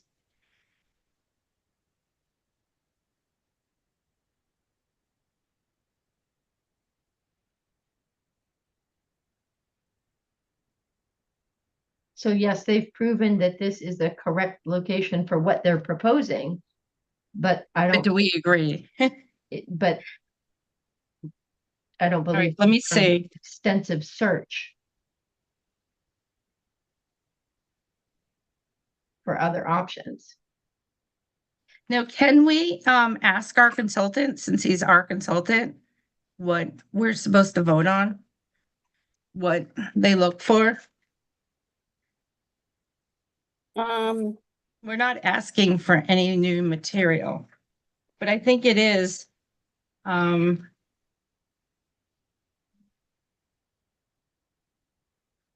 can't ask for any new testimony. No, I don't want any new testimony. I just want to know what the proper motion would be, and I could ask even the applicant. I just don't want to get this wrong, so the decision fails because we don't have the correct wording for what the federal standard is. I believe on the letter that Michael Fenton submitted, it provides you with direction. The public hearing's closed, so I wouldn't ask him. Okay. So it says, as with the first prong, the feasibility of alternatives is a fact-intensive determination requiring the applicant show the provider's proposal is the only feasible and available plan for remedying the gap that they're discussing. So if the applicant is saying that there's a gap, do we feel that this is the only feasible and available plan for remedying that? And I think you could take them both separately, like even if you voted that you don't think the gap is substantial, insignificant, you can still, take a vote that do you feel that the provider's proposal is the only feasible and available plan for remedy, only feasible and available alternative? I think that's what I'm gonna say. To remedy or address the gap, yeah. It's important to note that feasible alternatives must be directly correlated to the provider's coverage, service to customers. It talks about feasible alternatives. So do we, as a board, feel that this proposal that we were shown today is the only, I make a motion to vote on whether we as a board feel that this is the only feasible alternative, or that the that the provider showed that this is the only feasible alternative plan. Do we as a board feel, I'm trying to say it, feasible alternative? They had to prove that this was the best and only feasible alternative plan that they could come up with. Do we as a board vote to agree that this was the only feasible alternative? Well, I don't think you're voting on whether it's alternative. So this is the application. So do you agree that this is the most feasible location to address the gap? I think it's feasible alternative because I don't even think it's the location, but it's also, are there other alternatives that they could look at, like small Right. cells? But those are two different questions. Right. So the one question is this the most feasible location? And then the second part of that is, are there any other alternatives? Or did they investigate extensive research? Did they do extensive research to investigate alternative, feasible alternatives? Yeah. And we closed the hearing and I'm thinking out loud, like, do we get town council and come back? We don't have to vote the same night we close the hearing. Like, Right. I don't want this to be wrong. I would recommend that. Yeah, I agree. We're kind of, Right. Yeah, I we're say sort of running in we- circles here. yep. I say we take, and I'd like to talk to a town council also that is qualified, that has worked with the cell phone applications before. But I do think we should, because it seems so easy, in theory.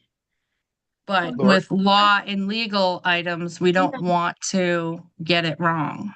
Yeah, I mean, I don't think this is easy at all. So I do think that we want to do due diligence and get it right. Right. Lori, what do we have for a time frame on this? For a vote? So we did speak with John Eichman, our town council, and to talk about the shot clock. And he said that there's 90 days from the close of the public hearing to render a decision. So if you folks want to continue this discussion to the next meeting on July 14th. But That Millie makes can't. sense. The 100 days expires, I believe it's August 2nd. So you'd still be within the 100 days. I will not be available July 14th. Right. I'm thinking sooner, like next week. Are you around next week, Millie?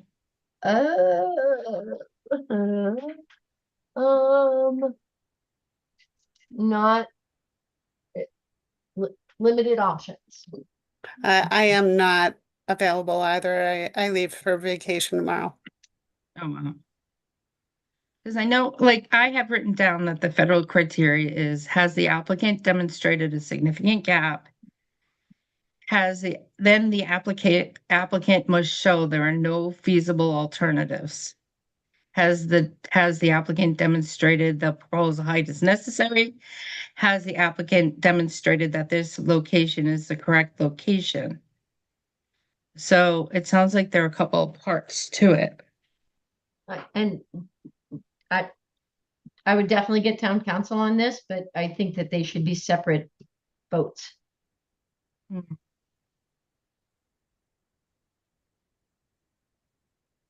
So I would like to pull back the motions we made tonight, and just so we can talk to town council.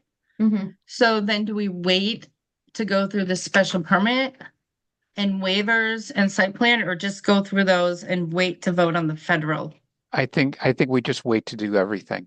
Let town council let us know how we should move forward with the whole thing, instead of going halfway and then finding out we did it wrong and we have to undo everything. Yeah. And is that feasible? Like, can you make a motion to close the hearing, start deliberating, and then continue it, or does it have to be finished? No, it's not a public hearing. We would just put it on the agenda. I see Michael So you Fenton don't laughing. have to post it as a public hearing, so it's just a continued deliberation. Yeah. Continued deliberation. Okay, I just want to make sure because I saw Mr. Fenton smirking, so I don't want to be, I don't want it to be because we're, making the wrong decision and by continuing it. Well, you already closed the public hearing, Mhm. so that will no longer appear on the agenda. Right. So the topic will be deliberation on this application. Yeah. Right. Mhm.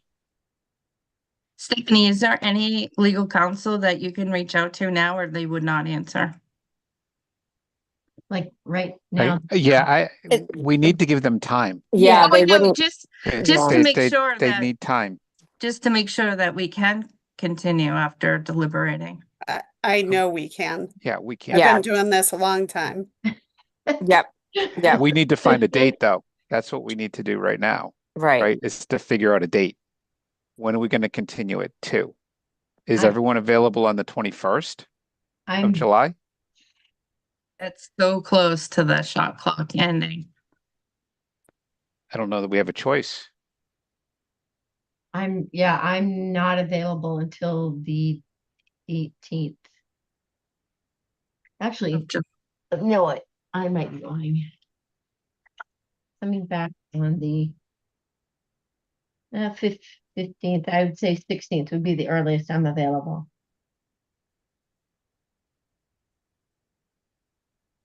Could we do it the 16th then,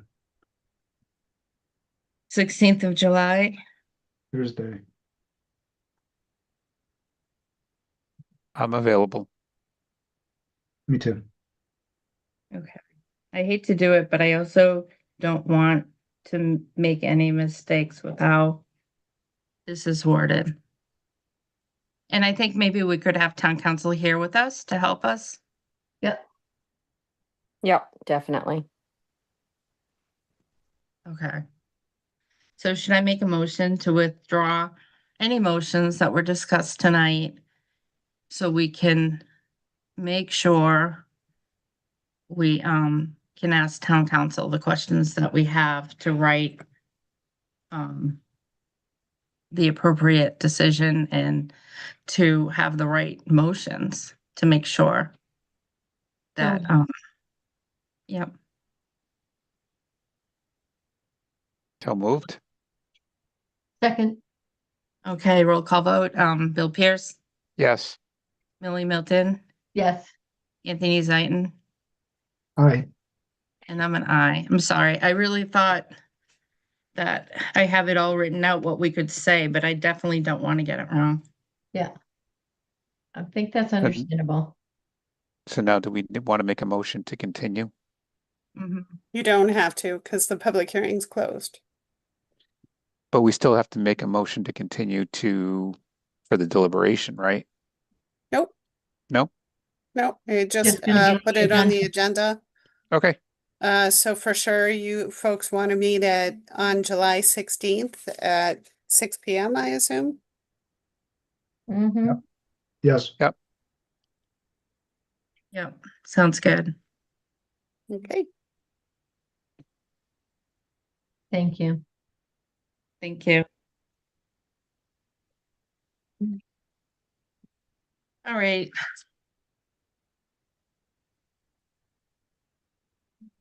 Now for Next the one easy is- stuff. Right, I know. I know. I just, I've written it down so many times, but I don't want to get it wrong. Yep. And they even wrote it down, but in their memos, it's written different ways too. So I don't know if there's a specific way you have to state it. Because I see it listed as all different ways. And it could be because there's different, FCC and federal criteria that we're not as familiar with. Okay. All right, so Next on the agenda is, let me see, gotta pull it up. I have it ready to go if you want me to share. Oh, sure. I just have to read what it is. I'm just looking for the agenda. I didn't have it printed out. The updated one. All right, so next on the agenda is an A&R for 39 and 43 Carriage Street, change of lot lines. Yeah, so this is a very simple A&R. Essentially, this has to do with a fence. So the property owner erected a fence a couple of years ago, and it turns out that portions of the fence were on the neighbor's property. So they are interested in doing a land swap. So the two areas of encroachment are where my arrow is pointing. And then the area of the swap is this area right here. So you can see there's 31 square feet in parcel C, 36 square feet in parcel A, and parcel B is 67 square feet. So parcel A and parcel C will go to one neighbor, and then the other neighbor will acquire parcel B. Parcel B. So this doesn't affect the frontage at all. The land area is largely the same. Both of these lots are compliant with zoning. There are no wetlands on either lot. They didn't have to do the lot factor calculation because it's not the creation of a new lot. Okay. So that factor only comes into play with the creation of a new lot. Okay, that was my question. So they meet all the current setbacks, can you just point out where the line is? I had to zoom it in. It was too small on my computer. Yeah, sure. So this lot line between them is where the shift will occur. So there's a tiny sliver of land, parcel B, which consists of the 67 square feet. So that's going to go to one neighbor in exchange for them transferring parcel A and parcel C. So the receiving property owner of parcel B wanted no change to the overall lot size. So that's why it's exactly 67 square feet that is changing hands between the two property owners. Okay, and all the buildings meet the setbacks, side setbacks, rear Correct. setbacks after the change. And I'm assuming the fence is all along that property line or just partially? I believe so. Okay, does anybody have any questions? I do not. Nope. No. Okay, hearing none, do I have a motion to approve the A&R for 39 and 43 Carriage Street? So moved.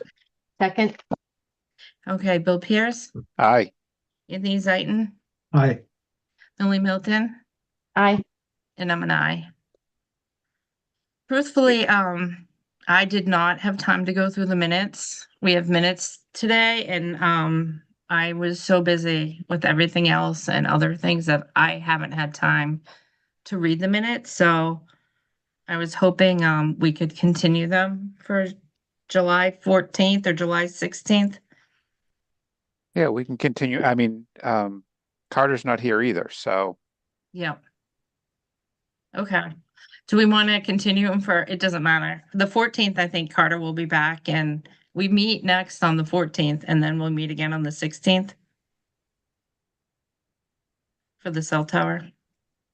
Yep. Okay. Does anybody have any subcommittee updates? Nope. I actually have a quick one. The design review committee finished the design review guidelines. So at some point, Lori will send them out to the board and you have some fun summer reading. Yes, they was supposed to go out today. It'll go Oh, out that's okay. tomorrow. And of course, we'd be happy to print out copies for you if you prefer printed copies versus looking at it online. Okay, so discussion of summer schedule for August. We want to wait for Carter on July 14th to decide? Yeah, we gotta wait for Carter. Yeah, I think we should. Okay, so then say I have to keep opening and closing it to go back to the screen because I didn't print it. Next on the agenda is there's a ZBA meeting July 28th. Is there only one application on it, Lori, or are there others? Yes, just one application. Hopefully we will finish up 1 Church Street at that meeting. Okay. MPIC meets on September 17th. Does anybody have anything else they want to add to tonight? Oh, I did want to mention the walk audit that I spoke to you folks about a couple of months ago. It's a regional walk audit with our abutting communities. So Westboro is one of the communities that would be involved. We did decide to go forward with having the walk audit. So the consultant is preparing a flyer. So I will email that out to you. It's gonna be like a training session on how to do a walk audit. And it will be held within the town of Westboro. So as soon as I receive that flyer, I'm going to send it out to you folks. Bill, you might want to share that with your traffic safety committee. So I am actually paying $500 out of my consultant budget for the town to participate in this walk audit. So I thought that it would be helpful to planning board members and certainly the traffic safety committee. So I am definitely planning on attending, but it's really your choice whether you want to attend or not. I thought that it would be helpful for certain projects when you're doing site visits to have that training to kind of know what to look for. Of course, we did do the downtown revitalization plan, and this is something that would be helpful for projects like that. And there has been talk about doing sidewalk upgrades, safe routes to schools and whatnot. So that's what I was thinking about when I expressed interest in participating in this training. So like I said, I'll give you an update when I get the flyer. Okay. And then you also received a grant. Yes, yay! Our application for the BWALT grant was awarded by the Mass Trails. We went to the award ceremony yesterday. Very excited. So did envision that the Trails Committee would assist with that effort, providing feedback and guidance through that process, but certainly happy to receive any feedback from planning board members as well. So the next step is, of course, we have to go out to bid and procure a engineer. So that's what I'll be working on when I return from vacation. Sounds good. And have you had a chance? I know you haven't probably, so I shouldn't even ask you. No stress before vacation. But probably we'll have to work on the subdivision rules and regulations, right? Maybe August. I have not, I've thought about it. I've thought about the need to do it, but I have not had time. It's just been super busy with these applications and of course, the ZBA applications as well, so. Is it also something that like, I know because it's even from when I started in 2014, Kathy and Scott started talking about the subdivision rules and regulations, but it is such a big lift, and so we never got to it either. I'm wondering if it's something that Tetra Tech could help with too. Like, is it something we could use some of the, and Yeah, then they could do the first draft, you know, they would know the latest road designs and whatever we needed. oh, the way I couched it, with them when we were doing the interview process is that they would review a draft that I prepare. So Scott Charpentier has agreed to assist me with that. And but otherwise, if I had them prepare it, it would be quite a bit of money for them to put together a document like that. So I thought that I would do it. I've already done a couple of subdivision reg updates in the past, so I'm familiar with the process. But absolutely, I do plan on having them assist, review, make sure that we're the very cutting edge and up to date on construction standards and laws and whatnot. So Okay. That sounds good. I didn't want to put pressure on. It's 10 well, years in the it is process, so I nice know. now that design guidelines are done. So Yes. that's gonna open up some time for me to devote to these subdivision regs. I know Mark has, you know, a lot of background in like roads and stuff like that too, so he might be able to take a look at them and give ideas if he has any. If he has time, I don't want to put him on, you know, up to it either. Mark from Design Review. Sounds good. Okay.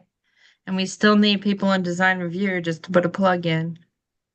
Actually, we did have an applicant. We'll have to reach out to him and see if he's still interested, but we really are looking for someone with like architectural design or well, although Dave Varon has been attending all our meetings recently, so he may be back. That'd be good. That would be great because it's been very helpful with the landscaping aspect of it. For sure. Okay. Does anybody else have any anything else to add? Nope. Hearing none, do I have a motion to adjourn? So moved. Second. All right, roll call vote. Bill Pierce, Aye. Anthony Zaitin, Aye. Millie Milton, Aye. and I'm an aye.